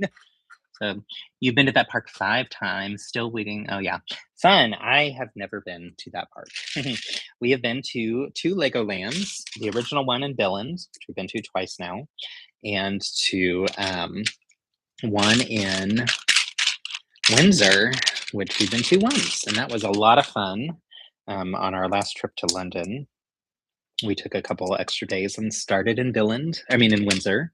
We stayed at the Legoland Resort that time, and they have this whole new area that's like an outdoor camping type vibe in cabins. It was really cute, really well set up, so much fun. Obviously geared more towards families than it is towards singles or adults, but we had a good time, and they did a good job setting it up to where adults can still have a good time there too.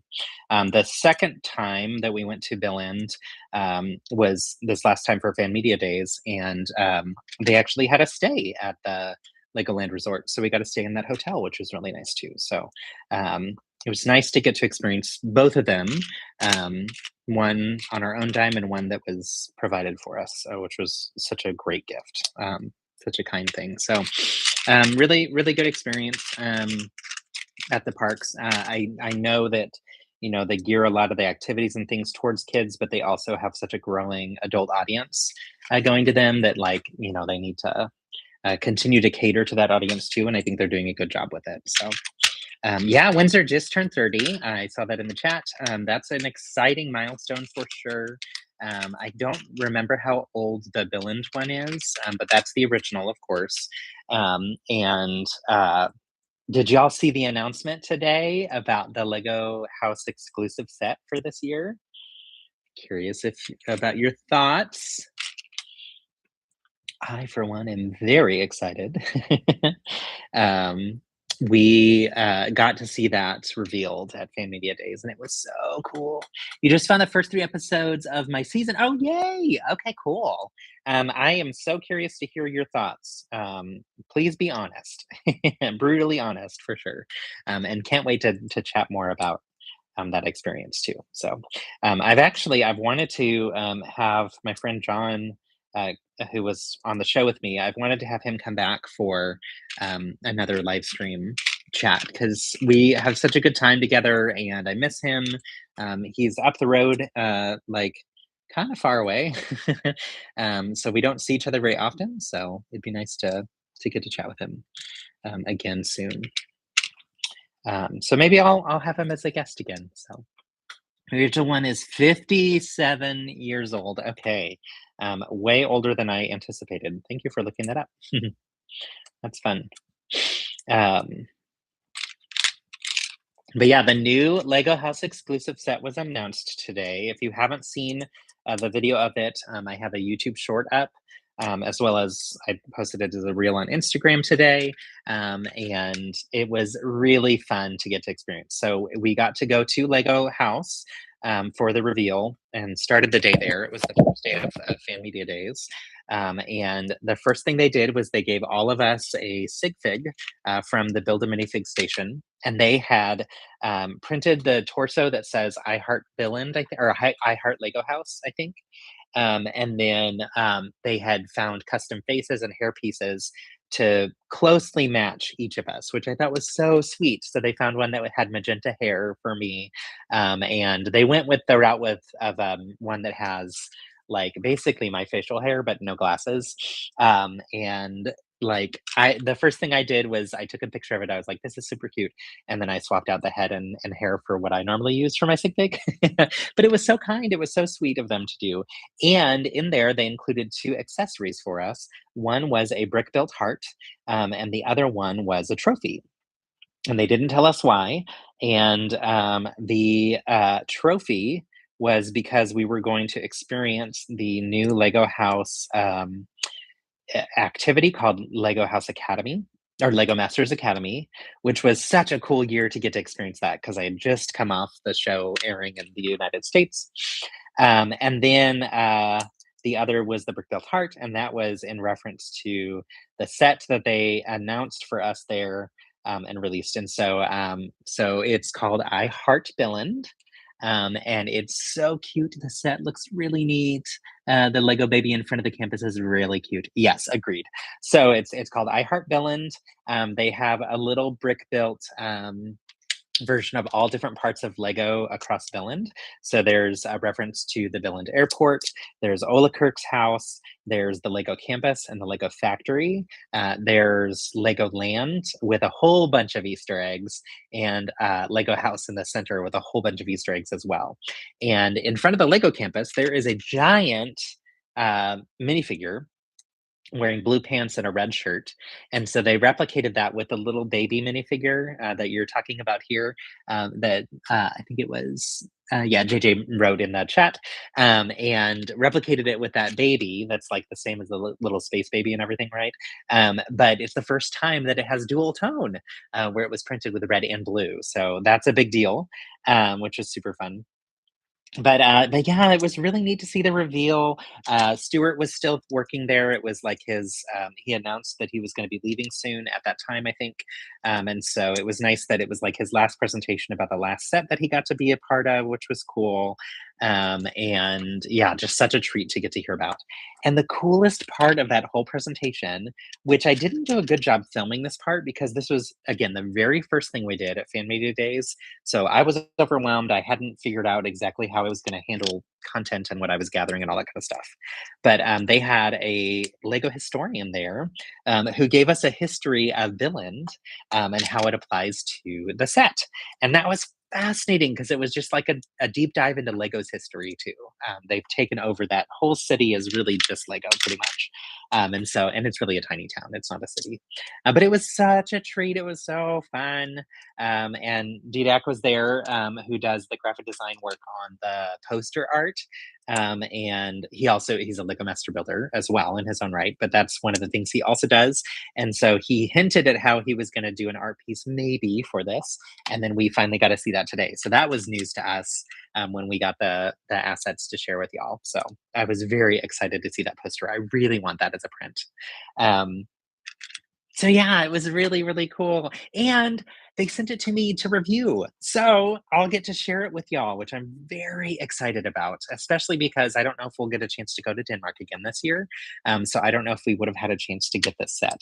And it just felt so special to get to be there and see it in person. And I was like, oh, I'm going to really want this. So I'm glad that they chose to share that with us. So. I really wish the Academy was at Legoland Park in the States. Yes, I agree. Honestly, I think what they're doing with that is really smart at Lego House. And I think I could see it being successful in other places like Legolands.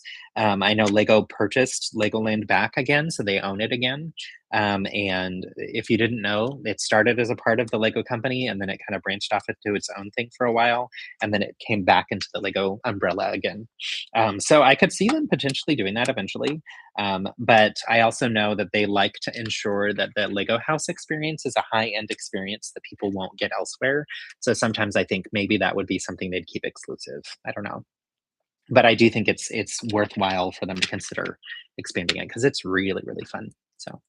Um, so yeah, I'm really excited about the set. I cannot wait to dive into it, and it's probably going to be one that I build with Philip because he experienced a lot of Billund with me multiple times now. It was our first international trip together before I was a Lego ambassador back in 2018, and then this last trip, which was obviously much more Lego coded since we were there in part because of Fan Media Days. So fun, so fun.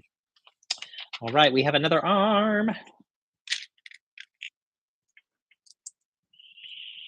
But yeah, that was a set that I was really, really hoping that they would send. And like I've told you before, we don't always get everything that they and by always I mean we don't get everything. There's a lot of sets we don't get, even though it sometimes seems like we get all of them. So yeah, it was a joy to find out that we were gonna get this one. Okay. Building this other paw. I realized I was calling it a hand, but it's a paw. Let's be real. That's what it's supposed to be called, right?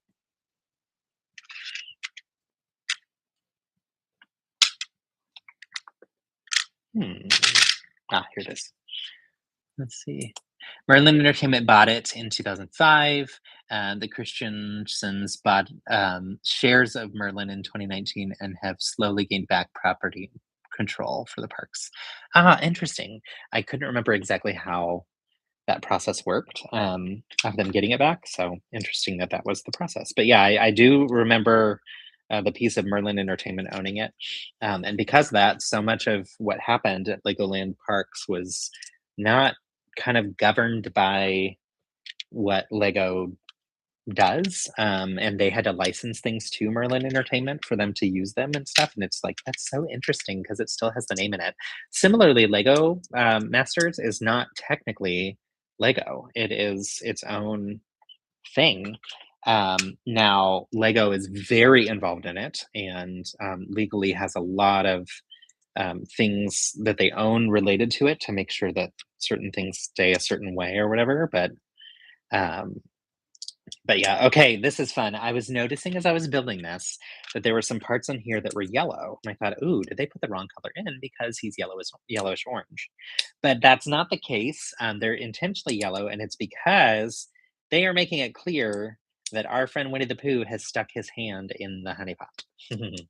So this hand is actually built a little bit different than the other ones, and has some honey dripping down the sides of it.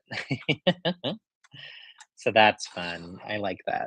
You can see the little drip underneath and on the underside of the hand there too. That's cute. That's a cute decision. Good job, Lego. All right, we got some arms to show you again. They go up and down, and the hands can rotate at the wrists. But there's no elbow bending. So, hello, Mighty Morphin J. Good to see you. No worries about being late. You're always welcome anytime. Feel free to go back and watch the rest of it if you want to, or not, which is also perfectly fine. So, hence the reason the VIP program was ineligible for 15 years. Yes. So, we were talking about. Right before you joined, we were talking about the new Lego House exclusive set that was announced today, and talking about Legoland as a part of that, since it's a part of the set, and the history of Legoland being a part of Lego and then not being a part of Lego. Yeah. Oh, honey. I need to re-listen to his voice and see if I can replicate it because sometimes I can do voices pretty good, and other times I totally cannot. And I don't remember. I'm having a hard time hearing it right now. So, so yeah, Legoland is or yeah, Lego Masters is its own thing. Lego as a company is heavily involved in it, um, but technically it's like an entertainment branch off, and they uh, each country kind of had its own approach to it as well, and the Australian and US seasons were similar, and the New Zealand season was similar to the Australia season, but they were also quite different as well, but I think more similar than maybe some of the other ones.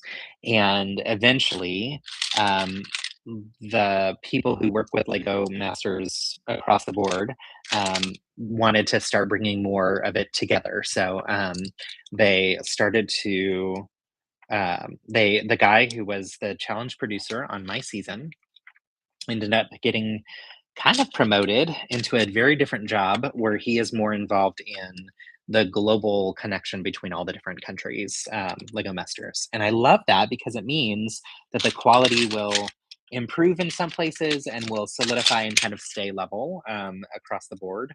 And hopefully that helps all of the shows succeed in different places. So So that was really fun. Yeah, the casting agency is connected to the group that you mentioned in Brandon that you mentioned there. So we were when we went through casting, it was through Endemol Shine, um, which I think Endemol Shine Banjay is this big umbrella, and Endemol Shine is like a part of that. So I could be wrong, but yeah. It was really really a treat to be involved in the show, but it was also neat to see like, oh wow, they're wanting to do more like global connection with all of this, and having worked in a global role at my last company, and having done consulting for companies on globalization of different things, it was really awesome to hear that they were wanting to bring it all together and think about ways to make it work well across the board. My hope is as they do that, that anything that is regional that needs to stay regional or country specific still is able to retain that. I think that's the most important piece that happens with globalization. And when it doesn't happen, I think that's where you end up failing in different markets. And so I know that, sometimes people can come in and think that our way is the best way and the only way, and then that makes things mess up. Okay, I threw a Lego piece across the room. Just a second, y'all. Let me track this down. Oh, good. It's right under my chair. It's also quite possibly one of the largest pieces, this 2x4 brick. It's rare that I drop a large brick like that and have to like completely get up and maneuver through it all. Mighty Morphin J, where are you calling in? Where are you calling in from? Where are you logging in from? I know we've chatted before, but I can't remember what part of the world you're at. And thanks for joining. It's good to see you in the chat.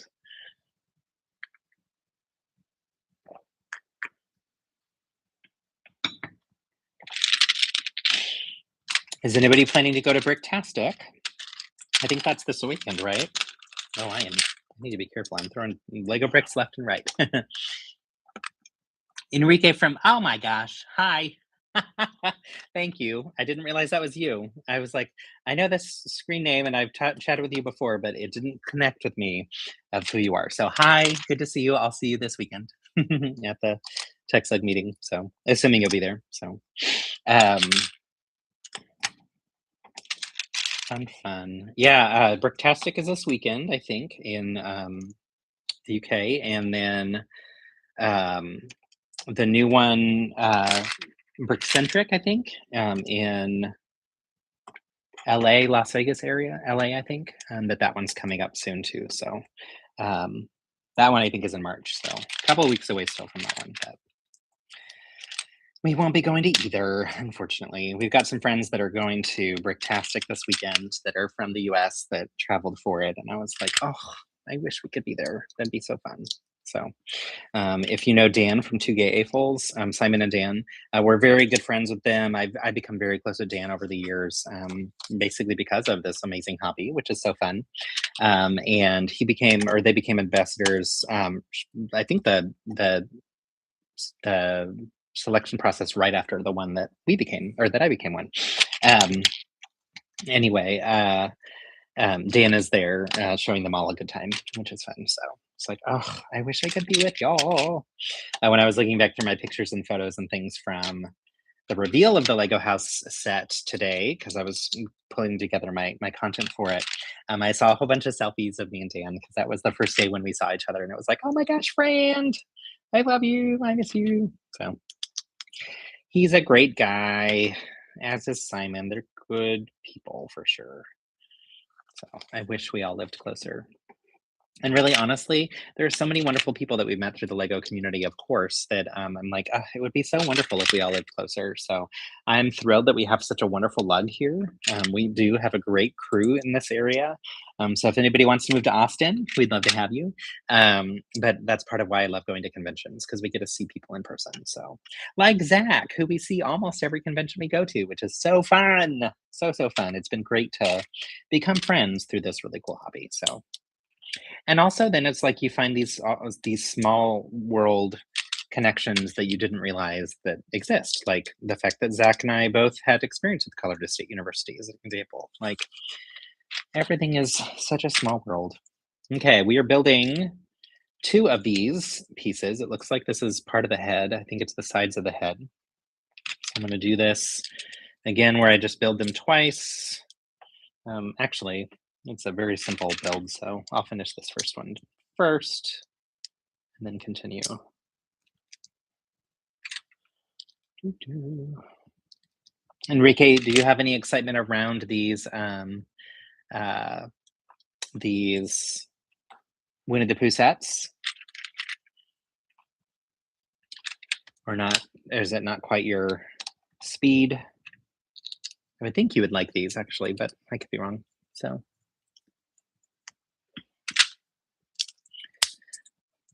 yeah, I'm pretty sure y'all must have met at rodeo at least last year. Enrique, did you go both years? You've been in the lug for 2 years, 3 years now? I feel like I've seen you at meetings for forever now.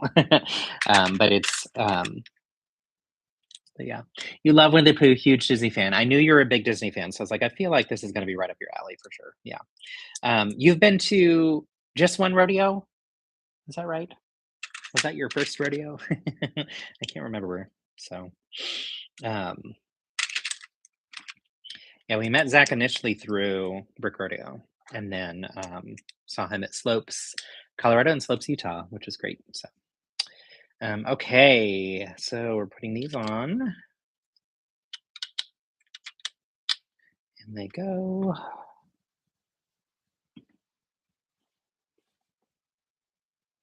Oh yes, okay. I was a little confused at first. There we go. All right, it looks like these are his cheeks. This is cute. Cute, cute, cute. All right, and then I'm thinking they're the cheeks. We'll see.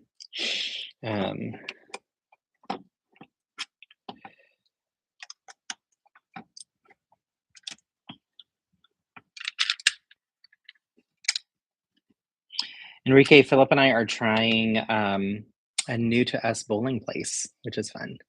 You were at Austin's first rodeo, 2019. Yeah, so 2021, I think. So 2019 was the Fiesta, the last Brick Fiesta, and that one was in Austin.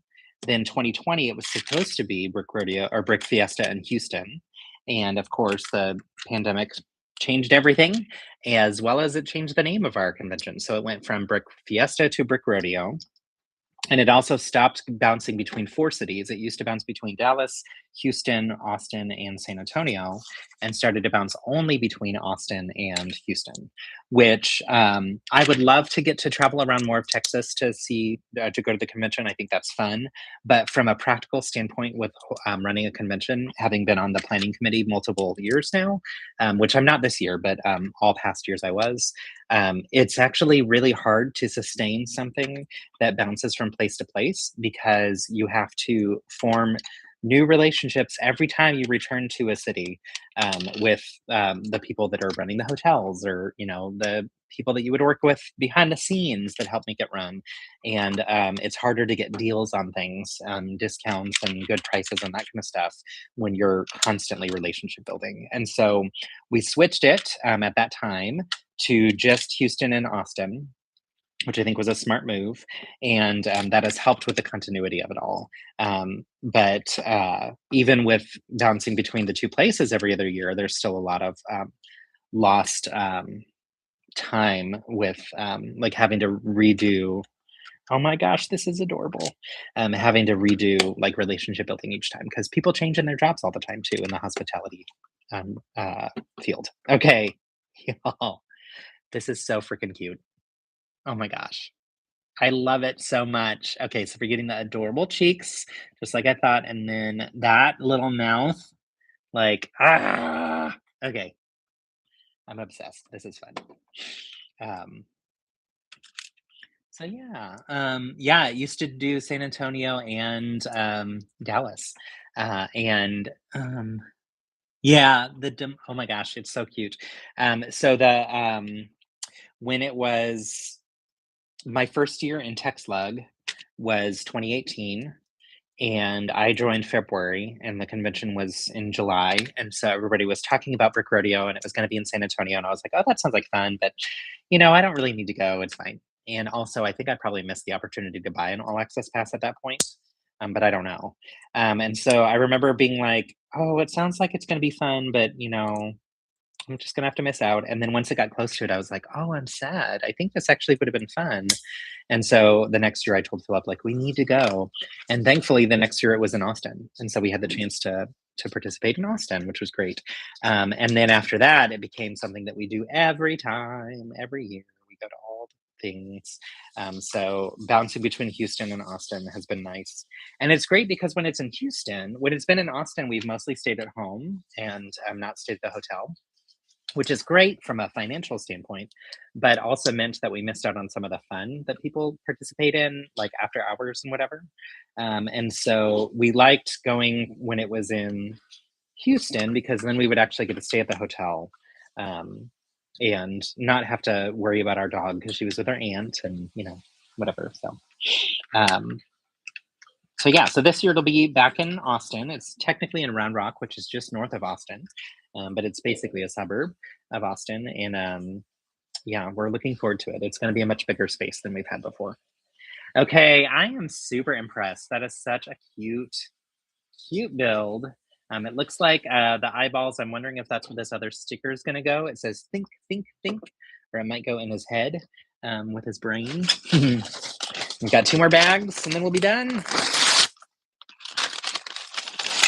So fun.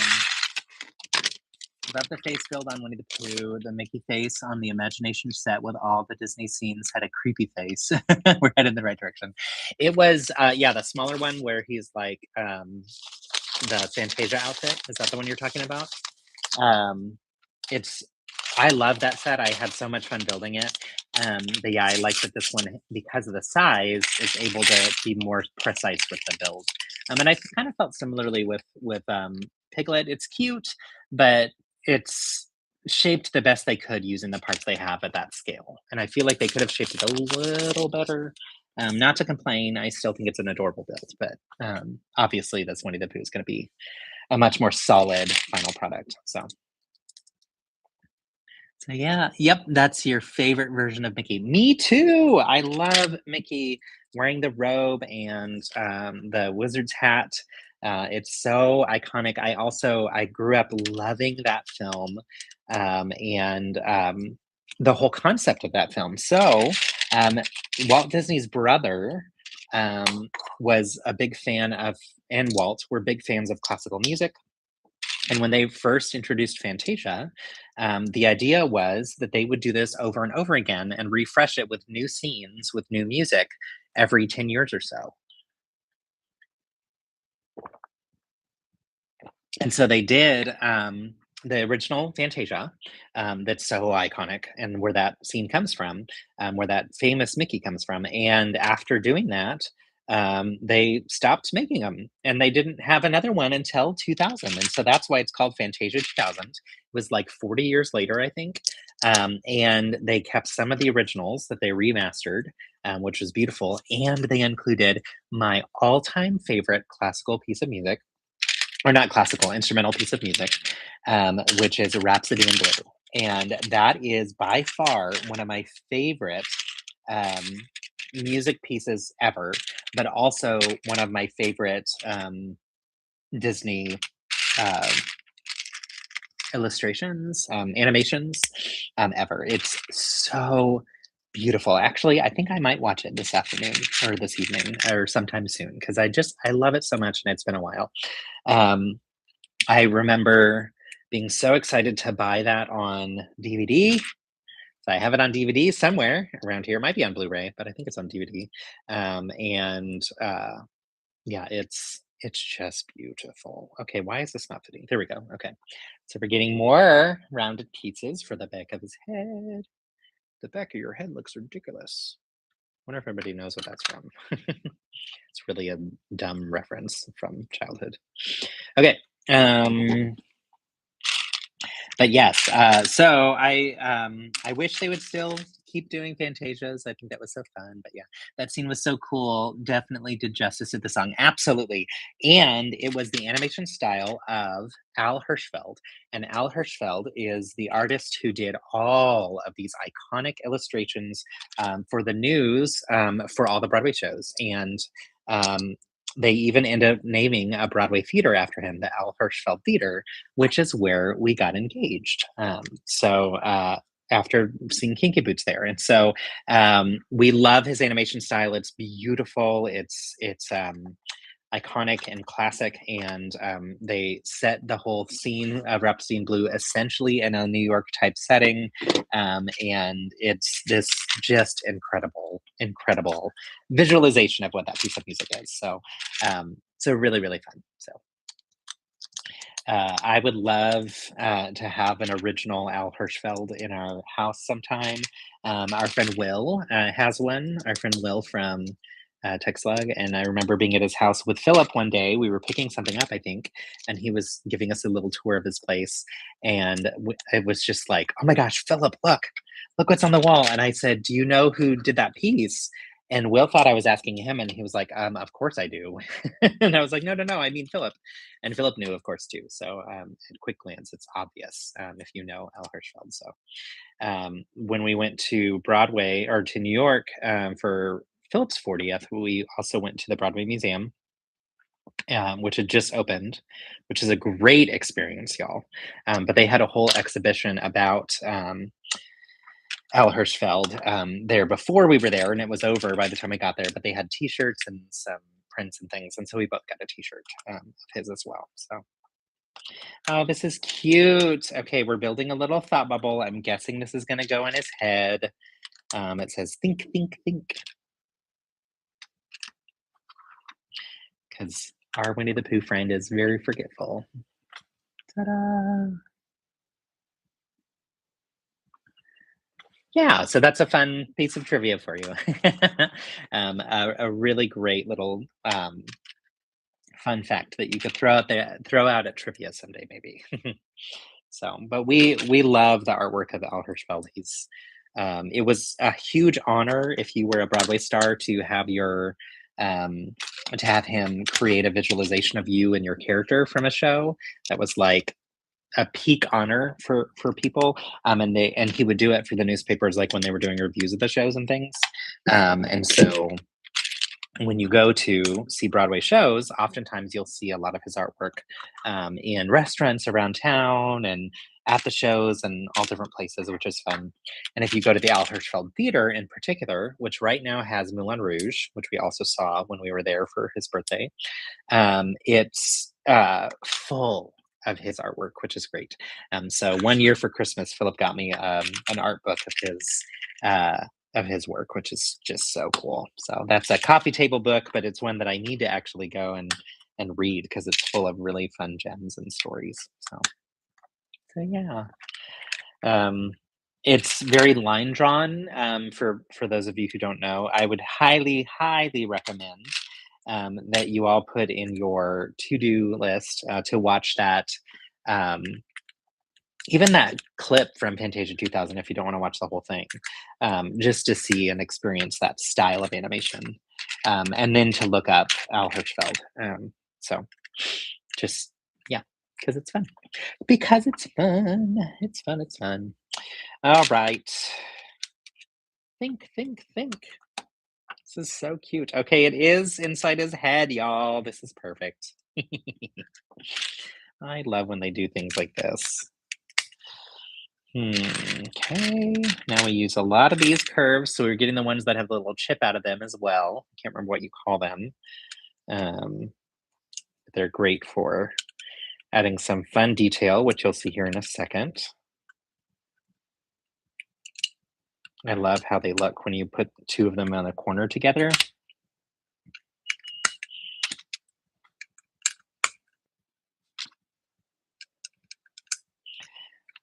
Okay, almost there. Where did that piece go? I need a tile. Here's a tile. Ta-da.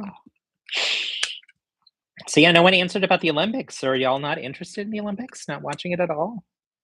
we've been watching a ton, figure skating, curling, and started to get into the ski jump stuff. All right, look at this. So cute. So it's a great little sticker, but then yeah, like I love those curves when they create that little dimple at the corners. That's fun.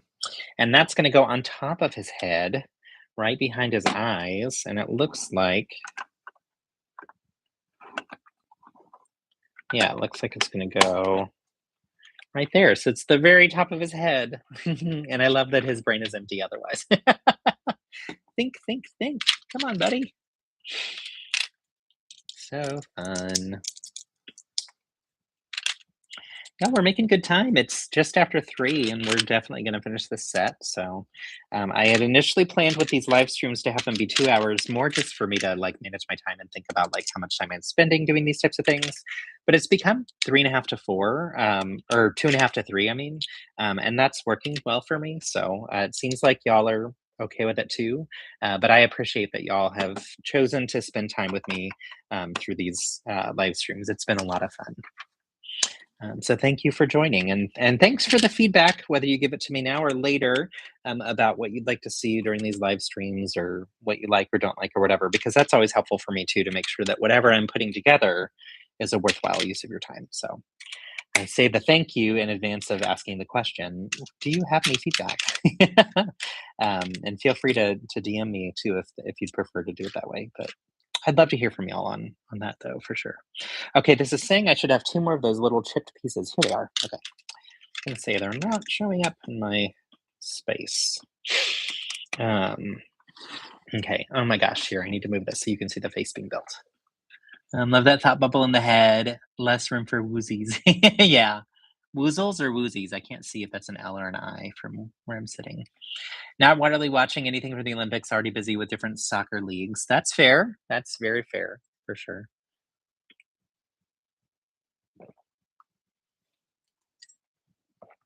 We yeah, like I said, I've been watching all the figure skating. That's my favorite every time. And then the ski jump stuff and all the tricks and everything. My older brother used to do a lot of that type of thing when we would go skiing in Colorado, and so I'm always fond of that. It kind of reminds me of growing up with a daredevil brother, who made some really interesting and big adventurous choices back in the day, which was fun. So all right, so now we're using this curved piece, which I like. This is newer to me in these sets. We saw a bunch in the Pokemon sets as well, but to create that nice curve on the back as well. So you were watching the Olympics, but then you watched like you watched what live? What? Okay, I need to scoot this forward. This is ridiculous. Ilia's live, and I felt responsible for. Oh yeah, just felt responsible for him missing out the second gold medal. Oh, it's not your fault, I promise. Yeah, it's been heartbreaking to watch a couple of those things happen. We missed Ilia's live um, uh, session. I think it was we were out at dinner. Maybe we were gonna watch it when we got home, and then Philip saw in advance. I can't remember when that one was actually, but yeah. So you're watching recaps now, so you don't jinx them. That's fair. You know what? Kudos to you, because obviously that was your fault. um, but yeah, no, it is so heartbreaking to watch anything go sour for any of them, knowing how much they've worked, how hard they've worked for this. I saw a really great interview from a woman who got 2 silver medals this time. She is the most decorated woman in her sport ever. Huge wins, historic wins for this. And the interviewer had the audacity to say, "Do you view these as winning 2 silvers or as losing 2 golds?" And she literally audibly laughed and was like, "I don't see that as all that way. I just I just made history." I did something that no one else in the world has ever been able to do. And so that's how I choose to view this. I'm very proud of these silver medals that got me to the place of making history. Like, who are you, fool? It just was like, wow, that was, I loved her response. I thought it was a great response. And it was like, yes, you did this incredible thing. Like, can we not give a moment to celebrate that? And then I saw on Facebook today thing that was interviewing, oh, I can't remember her name. I want to say it's Michaela. No, it's Amber. Amber, who was U.S. Olympian in figure skating, and she was just talking about how devastating it was to have not been able to do the one thing that she knows she can do and she's done over and over and over again while at the Olympics. And it wasn't because she felt like she failed or anything, it was because she wanted to have this specific experience at the Olympics of like going and doing her absolute best. And she just felt like she didn't get to experience that because she didn't do her absolute best. She had this one miss and it was heartbreaking. And some of the comments that people were making were so dismissive. And I'm like, y'all don't seem to understand what this experience is like. You're being a armchair coach, right? With your own opinions and ideas of what should or should not be, and you're totally wrong. It made me so mad because, like, she's incredible, and also she has a right to say, "I'm really disappointed that this didn't go this certain way." And also, it's so also people kept comparing it to other sports.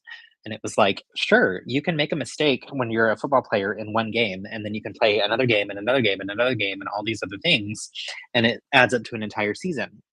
You can also make one mistake on one move in the Super Bowl, and you can still win the Super Bowl. This is such a different high stakes environment, and it's something where you make one teeny tiny mistake and it's over. Like it's completely over for you, and potentially over for you for another 4 years if you have the chance to get in again. Like, come on, give some people some credit for what they're actually navigating. So, anywho, I really loved her being vulnerable and honest about that experience though for herself, and I loved a lot of the commenters, and I went through and liked all the comments that I agree with because that'll teach them. The joys of social media sometimes, y'all, right? Okay. So we're getting these curved bits that are creating that jaw and like a cheek element too, which is nice. And then finishing it off with um, the slips. Dadgummit, I am ugh, dropping things left and right. Here we go.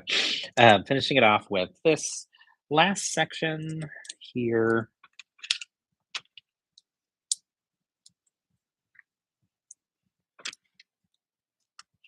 All right, so this has this little chip out of it, and that is to go underneath where the ears connect here, so that it can hide all of those little pieces and create that nice curved area. So we are done with bag 11, and it looks like bag 12 is going to give us some ears and eyes, and maybe the top of the head, because that's all we have left. Yo, I didn't know. I was hopeful we'd get through all of this, but I didn't know if I'd actually be able to do it at this amount of time, and looks like we have. We're at 2 hours and 15 minutes now, so a decent amount of time. Okay, I think we're gonna get some more bees. Wonder if the bees will be in the brain. We've got some of these little printed ones, little tiny, tiny printed ones, and some other parts that it looks like they could be for bee wings. Although the bees that are in here are super freaking adorable. So I have to say, yeah, if we get more bees, that's what we should get more of. All right, we're going to continue with some red for the back of his shirt. And then move on to the next part. Let's see. I was going to say, I wonder at what point we will actually attach the head onto this. And I think it'll be real soon. So, all right. So this one goes on this side, right? I think. We've got, did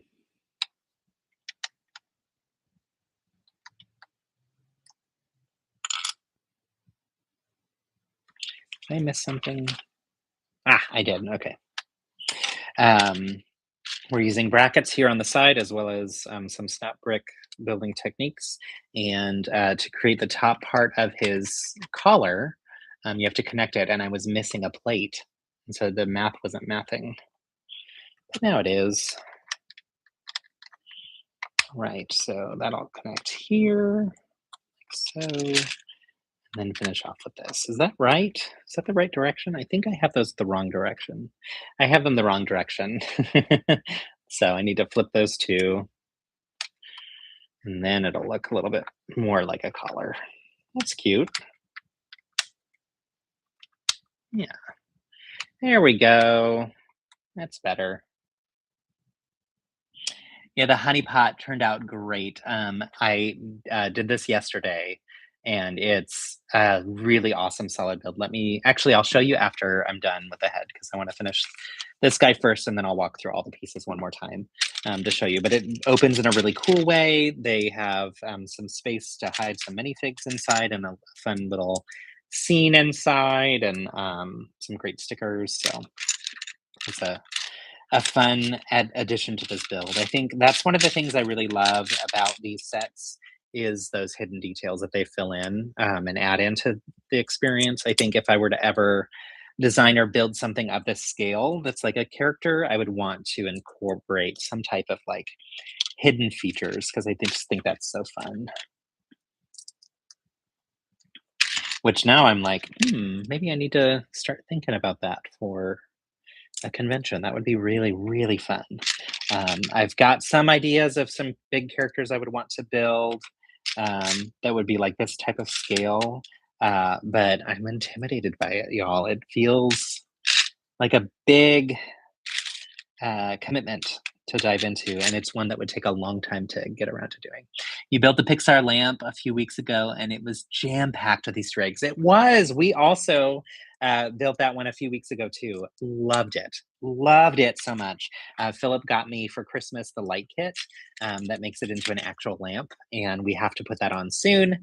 So once we do, I'll have to share with you, and we can see what you think of that. But I'm very excited about the potential of having it actually light up. So yeah, that's a fantastic set, and I think that Fantasia 2001 or the not Fantasia 2001, the Disney tribute celebration set. I can't remember what it's called that we were just talking about earlier. Also is full of really great hidden details too. So lots of Easter eggs there that reference a lot of different movies. All right, so we're making the face. It looks like a bit of the nose is also going to show there. So we're adding a little bit more to the nose than what we saw before, which is smart and is going to make a lot of sense, I'm sure, once we get to the place of adding it. We've got the eyes are little tiny printed eyes, which actually makes sense for Winnie the Pooh. He doesn't have large eyes, I suppose. But yeah, it kind of surprised me. And what's weird is, well, maybe not. I was going to say we're putting in two 1x2 tiles side by side that could make a 1x4. And I was thinking this set already had 1x4 tiles, but I don't think so. I think it just has 1x4 plates. So it makes sense that they would build that. But I feel like that could have been just one solid piece, of course. Okay, here are the eyes. And these eyes we've gotten before, so these aren't new prints to my knowledge. I think these are the exact same ones that we've seen before. You get a ton of them in that Disney 100 set that has all the mosaics, the mini mosaics one. So if you're ever wanting lots of eyeballs, that's a good way to get them. Oh my gosh, this is so cute. About finished with this part, and then I'll show you the eyes. Where is it? Here we go. Okay. Adorable. See those tiny eyes? I'm sure you've seen. So I'll be sure to corner him to ask about the light kit. Yes, definitely do. Yeah, I'm excited to. We need to just get around to putting it on. He bought me a bunch of light kits in the past for some different sets for Christmas the last 2 years, and I didn't put them on just because it takes time and effort and dedication. It's like we would open stuff at Christmas and then we would set it all aside and then we would clean up the house after Christmas, and then all of a sudden it was like the new year and we were already moving in through lots of things, and then time would pass and we just would never put them on. And so this year he was like, we have to put these on, and he went to town putting on a bunch of them right after Christmas this year. And it's great because now they all have the really fun designs. Oh, you know what? Oh, the pieces I was thinking for the bees, I think are going to be his eyebrows. So, which makes sense because we already got a bee build. So we already got bee builds rather. Come on. Okay. Whoops. This part popped off. Let me put that back on. Oh my gosh, y'all. He's so cute. He's so happy. Oh, I am thrilled with this set. This has been such a joy to build and so much fun. And the end result is just adorable. It's freaking so cute. And then we're using black. Um, and I love when you get an extra hot dog, especially in black, because you can use them for eyebrows or mustaches or whatever. The little eyebrows, yay! Oh, so cute. We round out the top of the head with these parts. And we move on to the next page. Now we're gonna build some ears. Okay. So cute. Gonna eventually go there, but I'm just gonna loosely set it there for now. Oh my gosh, he's like staring at y'all. Or modular building greebling. Let's see. What was the or modular building greebling in reference to? Forgive me, I missed it. Um, so, but yes. Anyhow, really fun um, face build here for this adorable character. So, um, yeah, Brandon, I missed what you said. I'm sorry. If you'll just reshare what you were mentioning. Oh, what the sausage pieces can be used for. Yes, yes, so many great uses. I love one of the ones I really loved seeing it in was in the bookstore modular, and it was used to create like a little tiny fence around the tree, which was so perfect. Okay, very simple build for the ears. We've got this, and then on the other side, it's the double-sided snot brick, and so we're putting on the oval-shaped tile. So very simple but effective, works well. Let's do that again, shall we? Oh, this is so cute. So incredibly cute. All right. My brain is going faster than my hands, and I started to grab pieces that I know are coming. I was like, wait, I'm jumping ahead. Slow down, slow down. All right.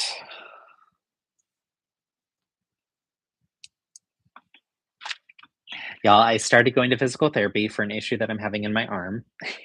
And I you have to fill out all these forms that are like, what's your regular level of activity and, how did you enter this and all this stuff. And like, I don't know how, but I do know I have a lot of weird repetitive building or repetitive motions I do building Lego, right? And also like being a content creator and having my phone in my hand all the time. I'm sure like all those things have an impact, right?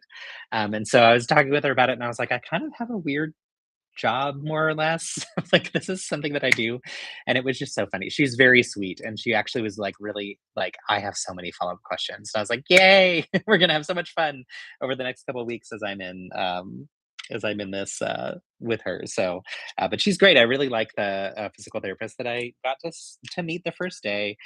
She's got me doing some different exercises. I actually forgot to do them this morning. Today is day 2, so I'm just at the beginning of it.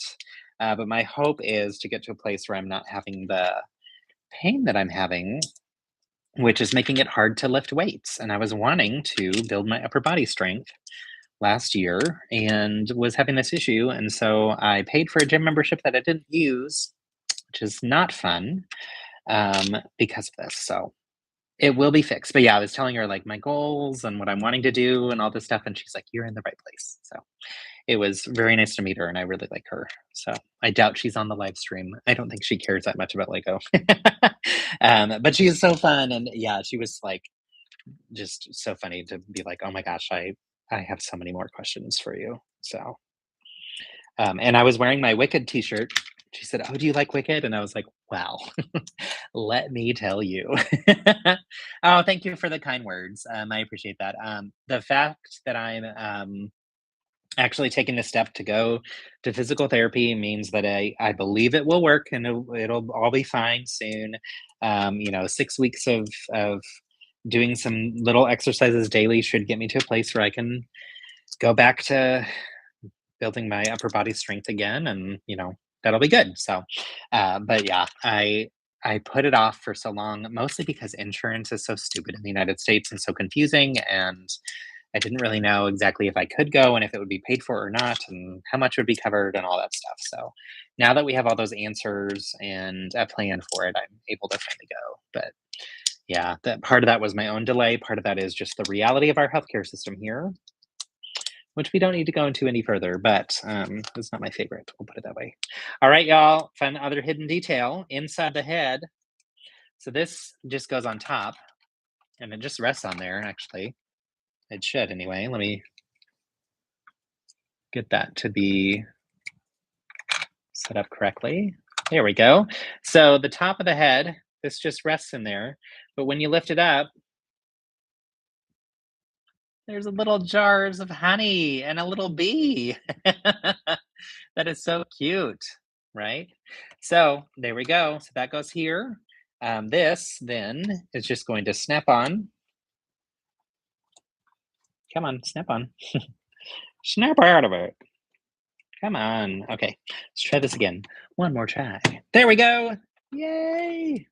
And now he can say, we toys can see everything, so play nice. I'm wondering if any of you know the reference. I hope you do, given that you're on a live stream about Disney and know some Disney facts. You probably know what that is. This is so cute. Thanks. I'm glad you noticed the casual share reference too. The dangers of Lego building no one brings up. Right? I know, it's so silly. I was like, this is so ridiculous. Yes, well, Justin. Maybe we'll see. I do want to grow my upper body strength for sure. And yeah, what was happening is like when I lift anything heavy, which includes like groceries, my tendon gets like inflamed and really uncomfortable. And so my body is like avoiding using the bicep. It's using the bicep tendon. So yeah, not fun, not a fun feeling. But it will be better. I believe it. It's gonna work. It's gonna be good. Okay, y'all. Let's take a quick look at all the things we built for birthday week stream. So fun. And thank you all for joining.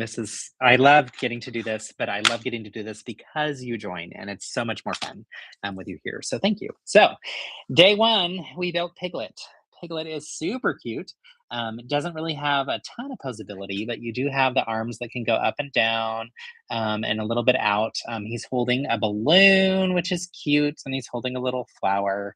He's got some cute little feet that can twist a little bit, but that's pretty much the posability there. And then his head can swivel. I like the build. I do think the indent of the head, where the eyes go back, feels a little bit too far back to me. I feel like it should have been pushed out a little bit more, but maybe I'm wrong. So I'm curious on your thoughts there. The ears, I guess, could go a little bit, yeah, but they seem to belong straight up. So yeah, a little bit of posability there, but still a really cute sculpt. What I love though is this set gives you the option. Well, first off, this cake build was really fun. Interesting techniques that teach you 45-degree angle adjustments in a build. You take off the candle on the top, and that's what holds the pieces together. So I'll turn it this way so it opens. And you open it up, and there's these cute little seams. So what I love about these builds is we're finally getting a second opportunity to get Piglet, Winnie the Pooh, and Eeyore minifigures. Behind Piglet, you can see those beautiful floral pieces. So those are new to me, which is fun. And I think they're going to make some beautiful willow trees and other things as we get into it. And then some fun little stickers in here as well. So, but can Piglet not? Can Piglet not? I don't know what that means. I'm sorry. I feel like it was a joke that I missed and I failed. What I don't like about this is that this is only attached with the one candle that holds it in place. And I feel like that's not super sturdy. And I don't like that you have to like remove that just because it's not necessarily, well, I guess you can like pull on the candle and it opens a little bit. So maybe it's not as bad as I thought, but still not my favorite in terms of like how it opens. But I do like the overall feel of it and vibe of it. Good and nice that you're getting a sculpted build at a decent price point, so it's not too much, which is good, right? I'm gonna put these here so you can see them. Then we built yesterday the honey pot. This I loved the build process for. Very similar techniques in terms of getting the opening and closing, but also very different techniques in terms of creating the shape. I like that the shape kind of goes indents and goes out again, like it would be on the lid of a jar. It's perfect for this. And yeah, it's a really, really nice setup. I like the sticker. I think it's fun. On the inside, I can hear them flying around. They came out of their place, but we have a Winnie the Pooh right here and an Eeyore. Missed opportunity to give us another Tigger, who I think is everybody's favorite, in my opinion. I feel like he should have been included in the set too, but that's okay. And you can see some fun stickers behind both of them. So yeah, nice little scene there. I love the drips of honey coming off the edges, and I adore these brick built bunny or bunnies, excuse me, these brick built bees. These are so cute. I'm loving this piece in particular that's like the little antennas. I just think that's adorable. So that was really fun. And I like the way that there's a hidden feature on the inside of it. And then we get our friend Winnie the Pooh. Such a beautiful build. Scale wise with Piglet, I think that's pretty reasonable, right? I think Piglet might be a little small for this size of Winnie. What do y'all think? So that's something I'm curious about your thoughts on. But I feel like it's a decent scale approach. Head swivels an entire 360, which is creepy AF, but is not meant to be, an exorcism thing. Arms can go up and down. Hands can swivel at the wrists, which is nice. I love the thumbs up. And I love that he can give the thumbs up without derailing my video stream because we were having problems with that before. The legs stay put, but the feet can kind of twist a little bit at the ankles, which is nice. And then we have some adorable hidden details here. So first off, right behind there is that wonderful sticker. So, so cute. Also, really interesting build techniques. One of my favorites was that way that we built this bottom section where we have this and this attached, and it's very hollow in that area. It helps because it's a very heavy build otherwise. And then this top part can come off the head as well to reveal, think, think, think, that wonderful sticker. Super cute. This Winnie the Pooh and the honey pot are going to stay built and on my shelf for a very long time. That's just adorable. And of the sculpted builds, I'm pretty impressed with it. Would you all like to see the comparison of the minifigs? That's something I meant to do yesterday. If you can hang tight, I'm going to walk into the guest bedroom and grab the other Winnie the Pooh set so that we can look at the minifigs side by side, because I meant to do that yesterday. So I'm still on my AirPods, and hopefully they'll stay connected. With our house and everything set up for Christmas.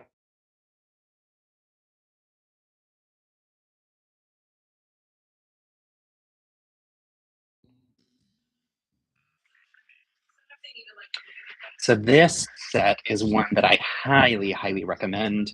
This was a wonderful Lego Ideas set built by our friend. I think it's Benalder. I can't remember the exact name of his Instagram handle, but he's really, really great. And yeah, just really, really a fantastic builder and designer, and designed the amazing Lego Ideas set. So this is the 100 Acre Wood set. You can see all the figs hidden up here. The back of it opens. So beautiful tree build, interesting sculpting techniques, great roots of the tree that like go climbing around the build and everything. It's really, really fun. But then you can see on the inside here, this opens to reveal Winnie the Pooh's house. So lots of really great details.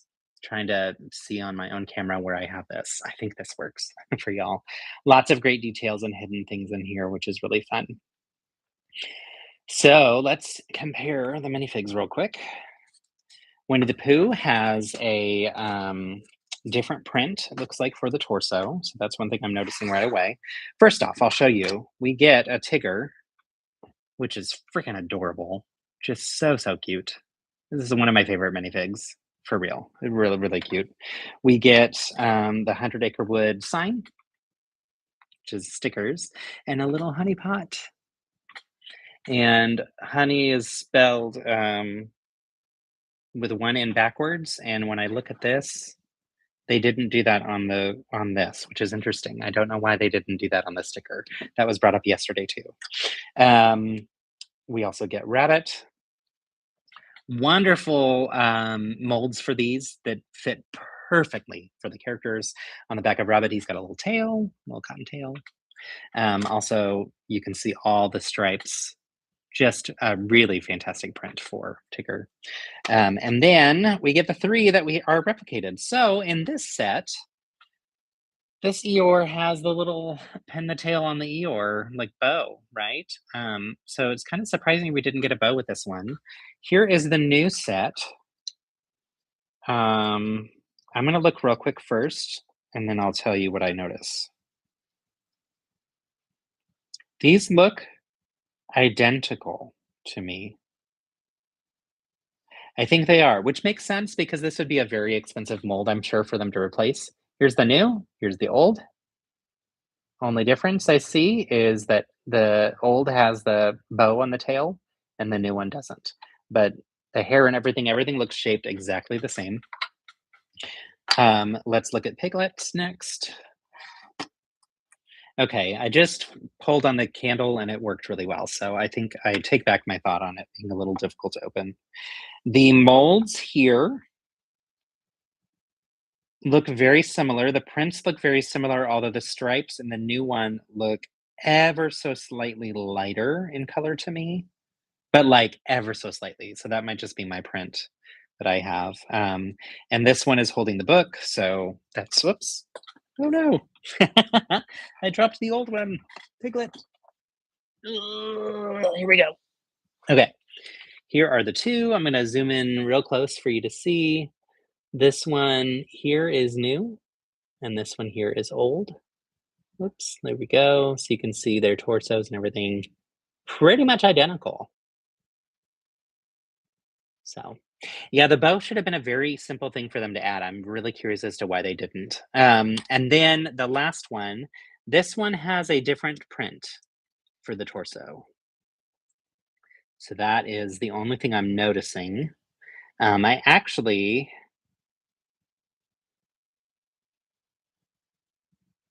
kind of prefer the old print. No, I don't know. It's higher up on the back than on the front. Okay, so I'll show you the two. And also let me look at the head molds. Head molds look identical. Head face prints look very similar. Maybe slightly different on the new one. Left hand, this one is old. And right hand is new. So you can see in the new, he's got the little white handkerchief because he's eating, so that's cute. And then on the back, you can see that there's a little tie for that handkerchief or scarf. Also on the new, there's like it's a higher up on the waist of the shirt and a little bit more of a ripple across the back of it, whereas on the old, it's a little bit lower. I like the cleanliness of the old. I feel like with this new, you actually notice the red line underneath the print a lot, like right where it meets the pants. And maybe that's just the printing on my specific minifig, but on this one, you notice it less. Although you notice it either way because it's printed over a red torso is what it looks like. But what I also love is this one could be used for a character with this specific skin tone wearing like a halter top. Yeah. So that could be like useful in mocking in other ways. I won't ever take them apart. I love these Winnie the Pooh ones. They're just adorable. So I feel like we didn't really get anything brand new necessarily with this, and that's okay. There's a random tile. There's a random orange tile down here, and I don't know where it fell from, so I'll have to figure that one out. That's what happens with everything when you move it around the house. But yeah, I like the new one. I think I like that it's a little different than the old one because it gives you a little bit of variety for those who have both. So that's cool. And I like that he's wearing the scarf because he's wearing, or the little handkerchief because he's eating the honey. What's interesting is the large one does not have that, which I don't think he needs. I wouldn't want the large one to have that. This is more iconic of a view for him. And I love the detail of the honey on the hand, like the bottom of the paw and then the side of the paw here too, so that you can have him so that he's dipping his hand in the honey, which I think is just adorable. So, what are your thoughts? What do you think? Do you like these? Will you get these? Do you hate them? Also, I'll show you the inside of Piglet's little setting so that you can get a sense of what that looks like too. There we go. That's I was trying to aim it so that you could see the stickers in there. It's kind of hard to see with the lighting. Yeah, I think these are really solid. I'm a fan for sure. I think if it weren't for getting them through the Lego Ambassador Network, I would have wanted the Winnie the Pooh one for a very long time, and eventually I would have gotten it. Um, Piglet, I don't know if I would have gotten, but I would have thought was really cute. I'm thrilled to have him. I think he's adorable, and it was a really fun build. And it was also a nice sculpt of like a medium-sized figure, so that was a nice learning for sure. Um, but truthfully, I think I don't know that I would have picked him up unless it was like on sale. And I ended up enjoying the build of the cake a lot more than I thought I was going to. So I think that was worth it. So agree, you may make it may make the wish list. Okay, nice, good stuff. You think both sets are very well done, especially the amount of references, and Winnie the Pooh is very cute. Agreed, for sure. I think I may need the Winnie the Pooh one. I think you may as well.